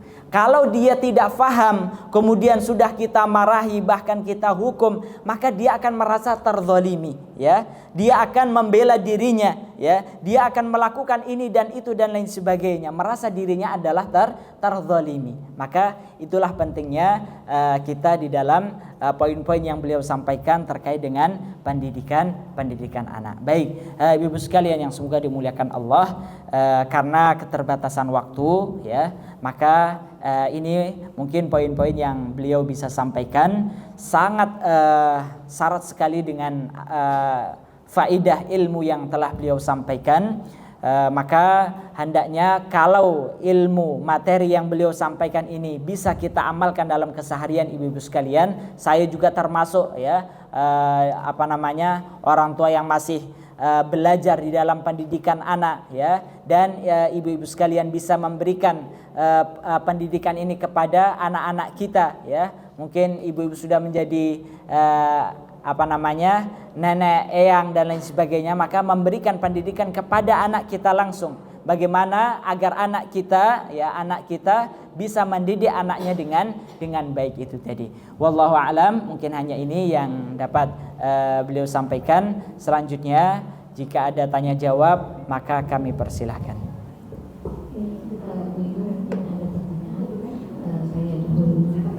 Tadi Ustaz sudah menjelaskan bahwa orang tua sudah mendidik dengan baik anak dan melakukan hal-hal yang positif. Ya. Kemudian apakah ada juga ujian misalnya terhadap orang tua, misalnya kisah Nabi Khidir ketika membunuh seorang anak, Ya. Dan mengatakan bahwa saya membunuh anak ini karena anak ini akan menjadi orang jahat, Ya. sementara orang tuanya adalah orang yang soleh. Ya. Apakah itu ujian? Ya. Baik. Kisah كيف نعم شيخ. قد يكون الابن غير صالح ابتلاء، نعم، كما في سورة الكهف وكان أبوهما صالحا فأراد ربك. لكن كيف أعرف أن ابني غير صالح هو ابتلاء من الله وليس بسببه؟ بعد أن أكون صالحا، ثم ما زال ابني غير صالح هنا ابتلاء. لأن في سورة الكهف ماذا قالوا؟ وكان أبوهما صالحا. إذن الأب والأم صالحين، وهم الله يصفهم أنهم صالحين. بعد ذلك خلاص الحمد لله، أنا أراجع علاقتي مع الله، أنا مع الله جيد، ثم أنصح ابني وأحاول وما زال عاصي، هنا أقول ابتلاء. لكن أقول ابتلاء وأنا ما زلت ضعيف، وأنا ما زلت كثير جدا تقصير مني، وأقول هذا ابتلاء. لا، اصلح نفسك أولا ثم أقول ابتلاء. إن الله هنا قال وكان أبوهما صالحا، خلاص هم فعلوا السبب، هم صالحين، الله يصفهم أنهم صالحين. بعد ذلك إذا يأتي ابنهم غير صالح هذا ابتلاء، مثل نوح مع ابنه، ونادى نوح ابنه، وفي رواية وقراءة شاذة ونادى نوح ابنها أنه كان ابن زوجته من رجل آخر.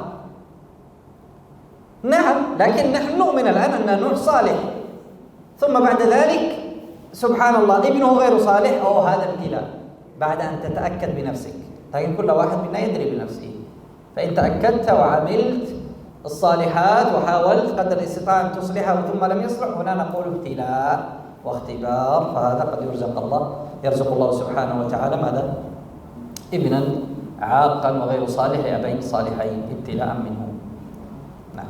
Baik, jadi pertanyaan penting, bagaimana kita sebagai orang tua kalau mendapati anak kita tidak sebagaimana apa yang sudah kita sampaikan, nasihati dan sebagainya, sebagaimana kisah Nabi Musa dan Khidir yang membunuh seorang anak yang setelah dalam beberapa waktu diketahui bahwasannya kalau anak tersebut masih tetap hidup hingga dewasa, maka anak tersebut akan membangkang kepada kedua orang tuanya. Nah, bagaimana cara kita mengetahui apakah anak kita itu membangkang ataukah tidak? Kemudian apakah anak itu ketika membangkang menjadi ujian bagi kita ataukah tidak? Maka beliau menyampaikan patokannya adalah anak itu membangkang dan menjadi ujian bagi orang tuanya ketika kedua orang tuanya adalah saleh salihah. Itu patokan utamanya. Anak kita baru disebut sebagai anak yang menjadi ujian bagi kita setelah kita sebagai orang tua menjadi orang yang saleh salihah, sudah berupaya dengan berbagai cara yang ada, kita sudah bertakwa, kita sudah muhasabah diri, kita sudah menyampaikan nasihat dengan yang baik, namun tetap anak kita membangkang, maka ini menjadi ujian bagi kita, takdir Allah Subhanahu wa taala yang harus kita terima. Namun ketika hal itu belum terjadi, misalnya anak kita membangkang, kemudian diri kita juga masih dalam keadaan berproses untuk baik, maka hendaknya kita memperbaiki terlebih dahulu diri kita sebelum kita menyalahkan atau menvonis anak kita membangkang, anak kita menjadi ujian bagi kita, Seperti itu ibu-ibu sekalian. Jadi jangan sampai kita terburu-buru menganggap anak kita ini adalah ujian bagi kita. Bisa jadi anak kita membangkang, nakal, bermaksiat, itu karena kita tadi belum menjadi orang yang saleh itu tadi, sebagaimana kisah Nabi Musa dan Khidir itu tadi. Orang tuanya baik, namun takdir Allah Subhanahu wa taala, hikmah Allah mengetahui bahwasanya ketika anak itu tetap hidup maka akan membangkang kepada kedua orang tuanya. Seperti itu Bu ya. Jadi cara kita menentukan anak kita ketika berbuat maksiat dan menjadi ujian bagi kita, itu patokannya adalah apakah kita harus lihat diri kita terlebih dahulu. Kalau diri kita, cara yang kita lakukan untuk mendidik anak kita belum kita lakukan dan kita upayakan, maka jangan terburu-buru menvonis, menentukan bahwasanya anak kita adalah ujian bagi kita. Seperti itu, wallahu a'lam. ولذلك شيخ حكي أن أحد الصالحين كان قبل أن يرزق بولد يقوم الليل لكن قليل، فلما رزق ولدا أكثر من قيام الليل فسألته زوجته لماذا تقوم الليل؟ اليوم صارت قيام الليل أكثر، صارت صدقتك أكثر. قال قيام الليل لي وله، وصدقتي لي وله. من قبل كانت لنفسي فكنت أكتفي بذلك، لكن الآن لدي أبناء أنا والله أصلي لي ولهم. لماذا؟ حتى الله يصلحهم لي. ولذلك قال أحد الصالحين: لماذا أبناؤك صالحين؟ قال: أدعوهم بالنهار وأدعو لهم بالليل. أنا في النهار أنصحهم وفي الليل أصلي وأدعو لهم. هذا الدليل أنه كلما زدت في العبادة مع الله كما قال لي ولهم، وهذا نحتاجه. نعم. Baik, ini penting sekali Ibu-ibu sekalian. Diceritakan bahwa ada salah seorang orang soleh pada zaman dahulu, ketika beliau belum dikaruniakan anak, maka beliau sudah terbiasa sholat malam. Namun saat beliau dikaruniakan anak, maka sholat malamnya bertambah. Ya, kalau misalnya biasanya 8 rakaat, ya, maka bertambah lebih dari itu. Ya, ketika ditanya apa sebabnya, maka aku berharap, ya, dengan salatku ini Allah Subhanahu wa taala memperbaiki anakku di masa mendatang.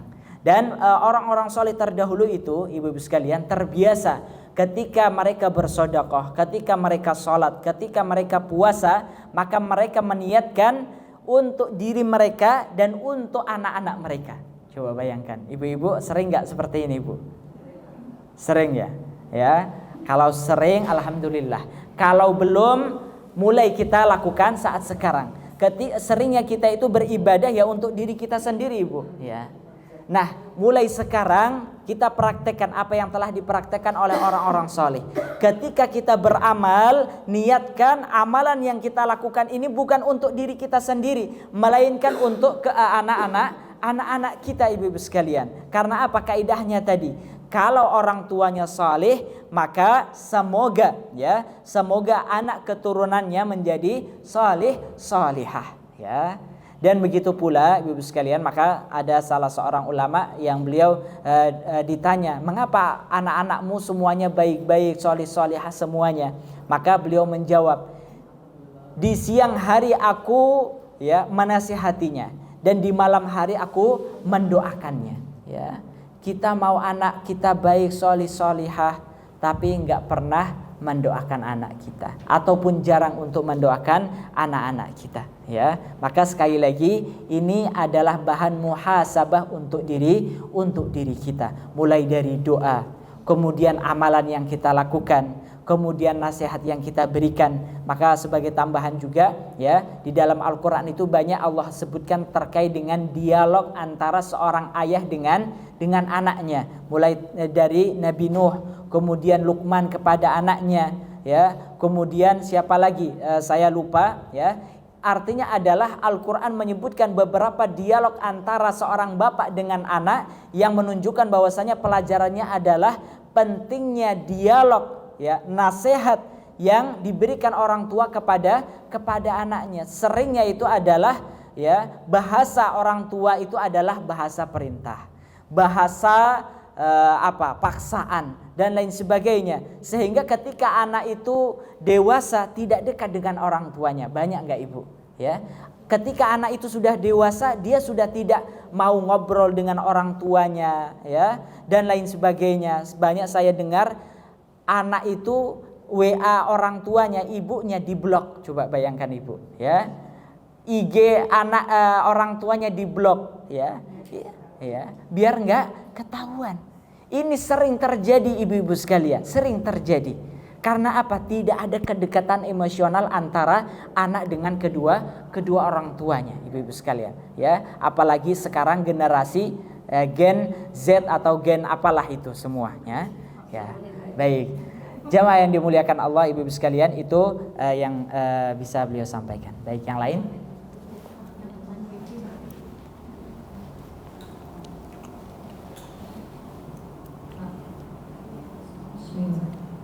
Titipan dari jamaah online.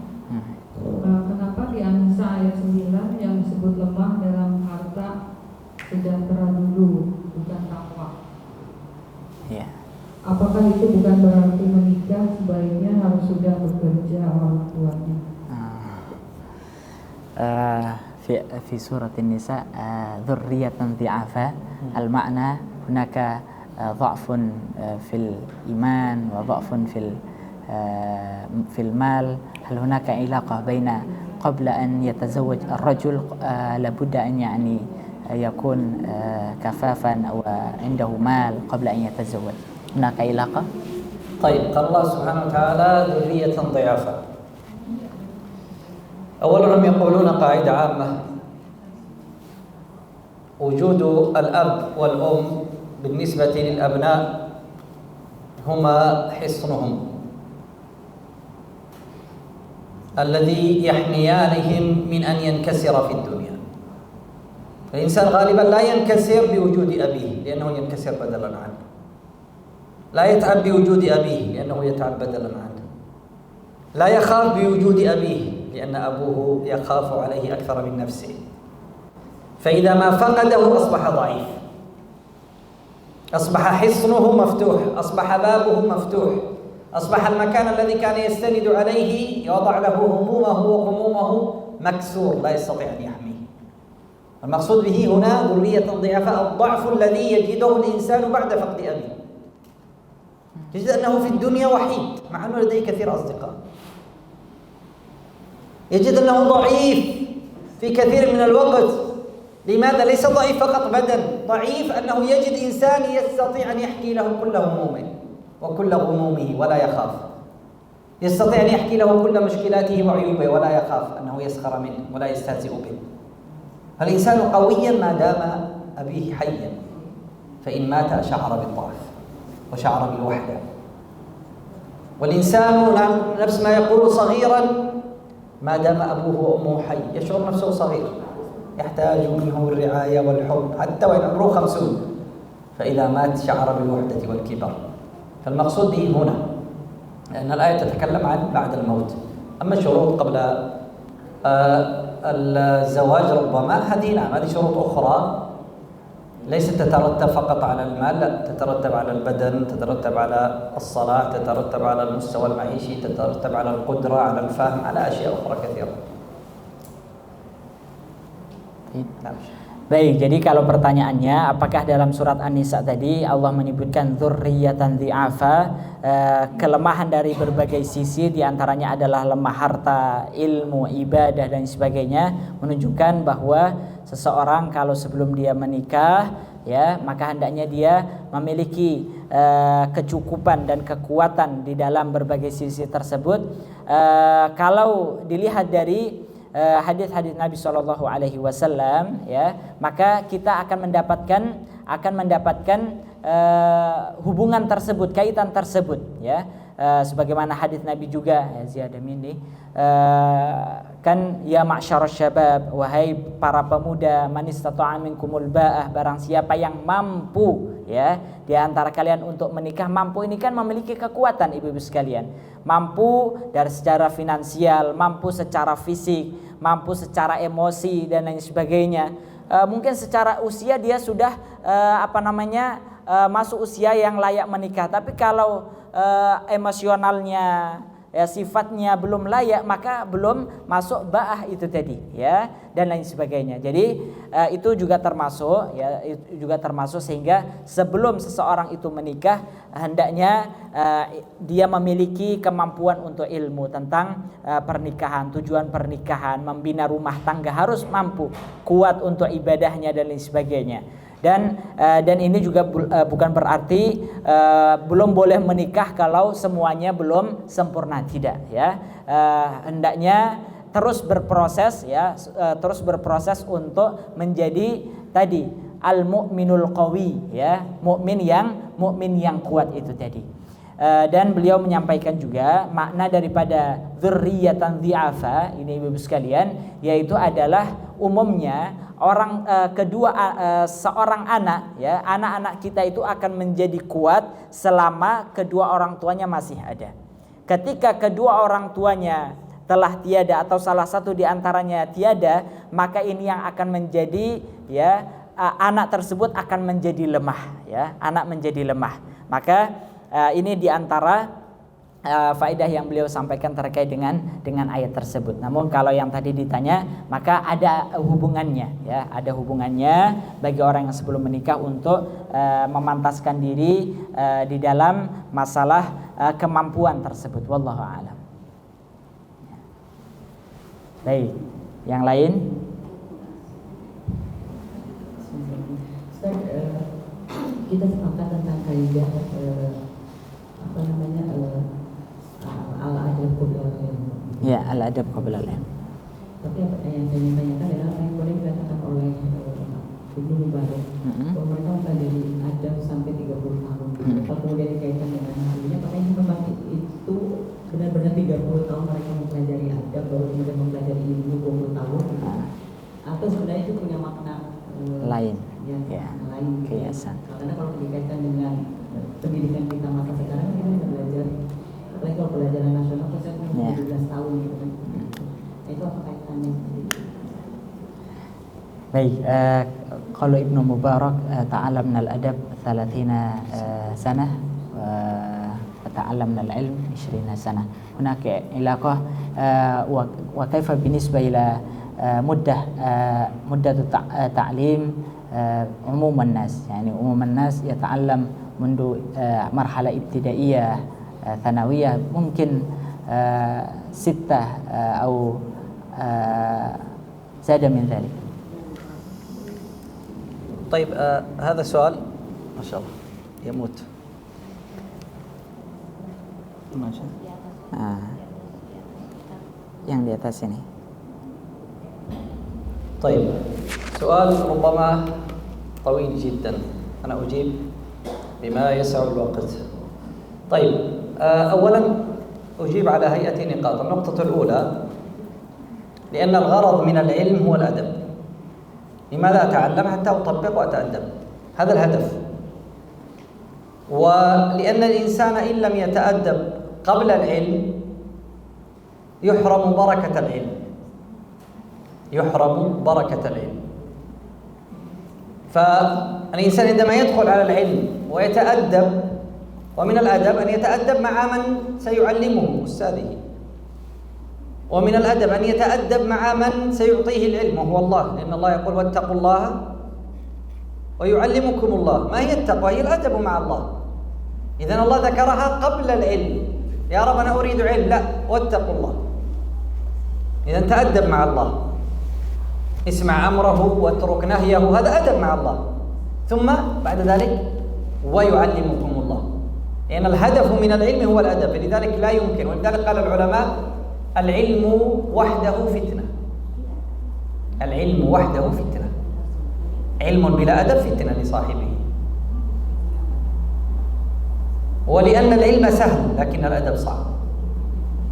سهل أن أحفظ نص، سهل أن أقرأ كتاب، لكن أن أطبق سطر من الكتاب واو، يحتاج وقت، يحتاج جهد، يحتاج تعب. لذلك بركة العلم هو الأدب. فمن أوتي كثير أدب ولو لم يؤت علم والله يكفيه هذا. ولأنه كلما زاد العلم أصبح حجة عليك وسألك الله عنه، لكن كلما زاد الأدب ما شاء الله أصبح منفعة لك ومنفعة لغيرك. نعم، هذا باختصار. إذن تعلمنا الأدب 30 هذا كناية أو معنى؟ التاريخ قضية 30 أو 40 هذا قول العلماء، هم يتكلمون عن أنفسهم، بمعنى لا أستطيع أن أقيس على نفسي. لماذا؟ لأنه فهم الأدب عندي ليس مثل فهم الأدب عنده. ربما فهم الأدب عندي أن أقول السلام عليكم، هذا أدب. لا، عنده الأدب لا، أن تقول السلام عليكم وأن يكون صوتك جيدا وأن تبتسم له عندما تقول السلام. إذن الأدب عال عنده، فلذلك يحتاج وقتا طويلا. خلاص. هذا هنا. يا الله. Baik. Jadi kalau terkait dengan perkataan Abdullah ibnu Mubarak, ta'allamna al-adab 30 sanah wa ta'allamna al-ilm 20, maka kami dahulu mempelajari adab itu selama 30 tahun dan mempelajari ilmu fikih, ilmu akidah dan sebagainya 20 tahun. Maka beliau menjawab, kita tidak tahu. Ini adalah penerapan untuk mereka, ya, untuk para ulama, para diri mereka, dan kita tidak bisa memastikan akan hal itu. Kemudian yang kedua, pemahaman kita terhadap adab, ya, pemahaman kita terhadap adab, makna adab, praktek adab dan sebagainya bisa jadi berbeda dengan apa yang difahami oleh para ulama, orang-orang saleh terdahulu. Namun intinya adalah ini lebih kepada penekanan, ya, penekanan bahwa adab itu harus didahulukan sebelum ilmu, ya.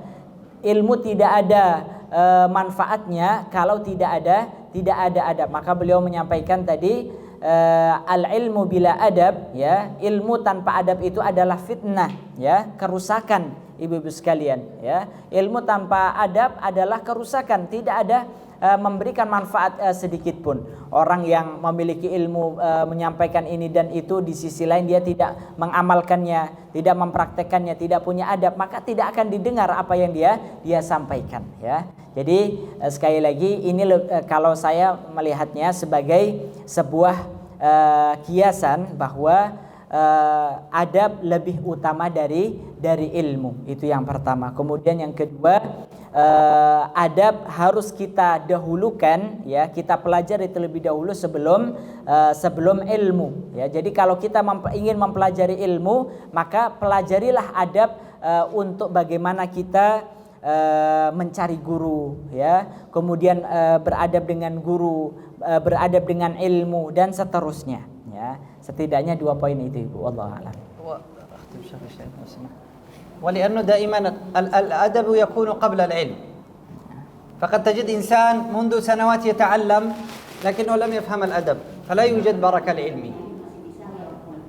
فمثلا هو يحضر كل أسبوع أو كل أسبوعين مجلس علم منذ سنة أو سنتين، لكن إلى اليوم ما زال لم يفهم ما هو آداب مجلس العلم، كيف يجلس في الدرس، كيف يسأل، ما حكم الكلام وقت الدرس، ما حكم الانشغال، ما حكم رفع الصوت، ما حكم إذا سيستأذن يذهب إلى الحمام. إذا آداب الدرس ما زالت عنده ليست موجودة، وهو ربما منذ سنة يتعلم كما أو سنتين. إذا هذا دليل على أن الأدب أفضل، فيتعلم ما هي آداب مجالس العلم ثم يبدأ في العلم. إنسان سبحان الله يقرأ كل يوم القرآن لكن ما زال لم يفهم ما هي آداب قراءة القرآن، عندما يقرأه بنفسه أو عندما يقرأه في مسجد كيف يمسكه، كيف يضعه، كيف يتعامل معه، هل إذا كان مفتوح يتكلم مع الآخرين أم لا، مع أنه يفعل هذه العبادة منذ سنوات لكنه إلى الآن ما زال يجهل آدابها. ولذلك هذا مما يستدعي أن الأدب أولا، ما هي آداب قراءة القرآن، ما هي الآداب في مجالس العلم، ما هي الآداب في، نعم هذه أفضل وأهم أيضا، يعني يأخذها الإنسان في الأول بعد ذلك يدخل على العلوم. نعم. Baik, jadi beliau menyampaikan sebagai tambahan dari penguatan bahwa selain adab adalah lebih utama daripada ilmu, maka adab juga tadi harus kita dahulukan sebelum kita mempelajari berbagai macam ilmu. Karena kebanyakan manusia contohnya adalah terhadap Al-Qur'an. Dia setiap hari membaca Al-Qur'an tapi tidak mengetahui adab bagaimana dia membaca Al-Qur'an, ya. Bagaimana sebelum membaca Al-Qur'an disunnahkan untuk wudu, ya. Kemudian bagaimana mendengarkan Al-Quran, bagaimana ketika kita membaca Al-Quran kemudian terputus dengan ucapan orang lain dan lain sebagainya. Seluruhnya adalah adab-adab yang harus diketahui oleh orang yang membaca Al-Quran. Maka sekali lagi adab harus kita pelajari terhadap suatu, ya, harus kita dapatkan sebelum kita mempelajari sesuatu. Wallahu a'lam. Ya, silakan.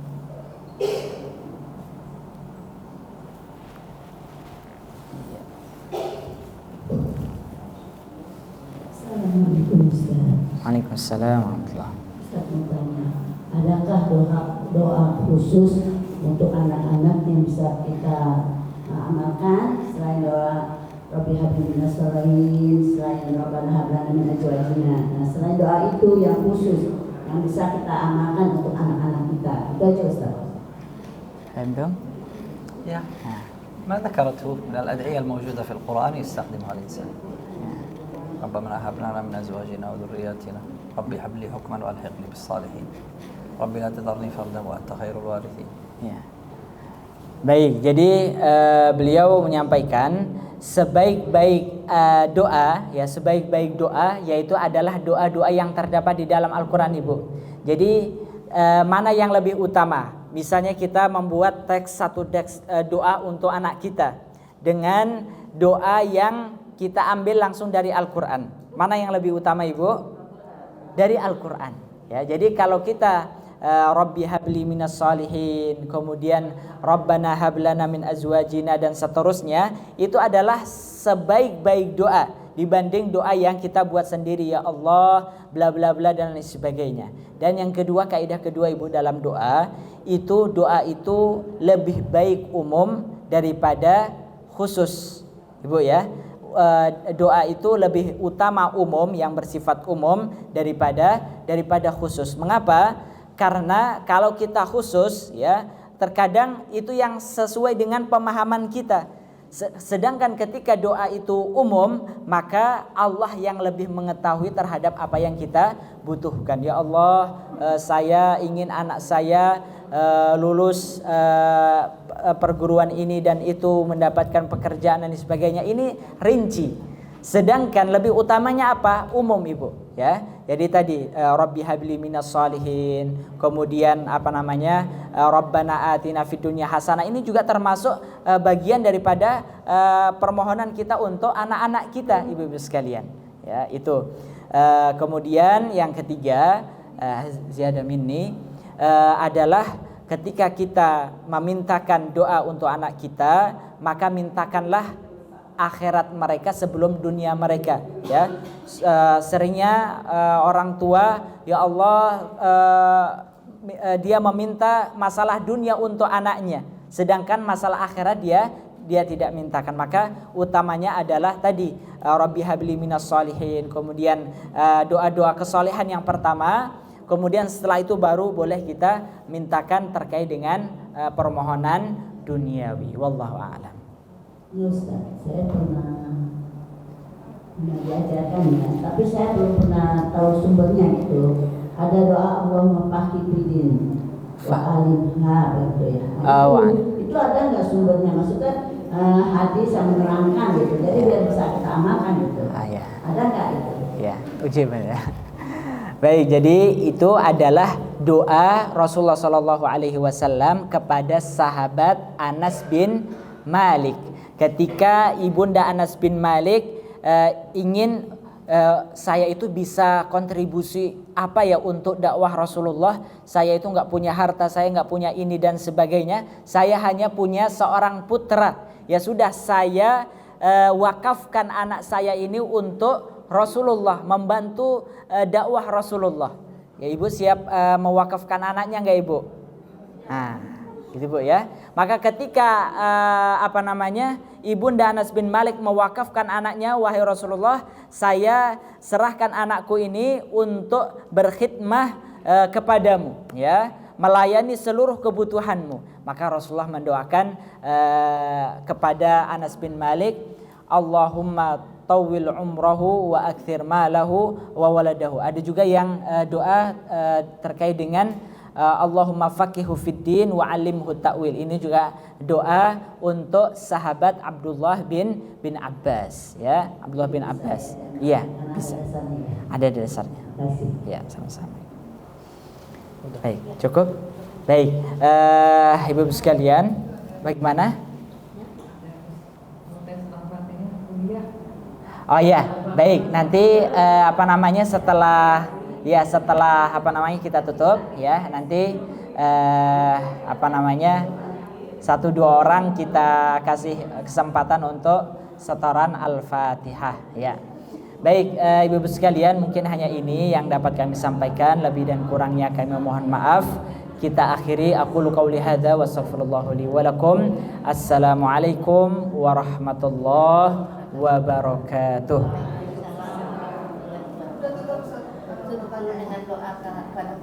Iya, kita ya. Dengan doa, apakah kalau untuk keluarga ditambah anak atau misalnya Rabbi auzina atau Rabbi auzina? Baik, jadi kalau na itu adalah untuk bersama-sama ya. Jadi untuk keluarga kita, teman kita dan lain sebagainya. Ya, ya, jadi menggunakan kata na tadi, menggunakan kata na. Ya. Baik, kita sempurnakan dengan membaca doa kafaratul majlis. Subhanakallahumma wa bihamdika asyhadu an la ilaha illa anta astaghfiruka wa atubu ilaik. Aqulu qawli hadza wa astaghfirullah li wa lakum. Assalamualaikum warahmatullahi wabarakatuh.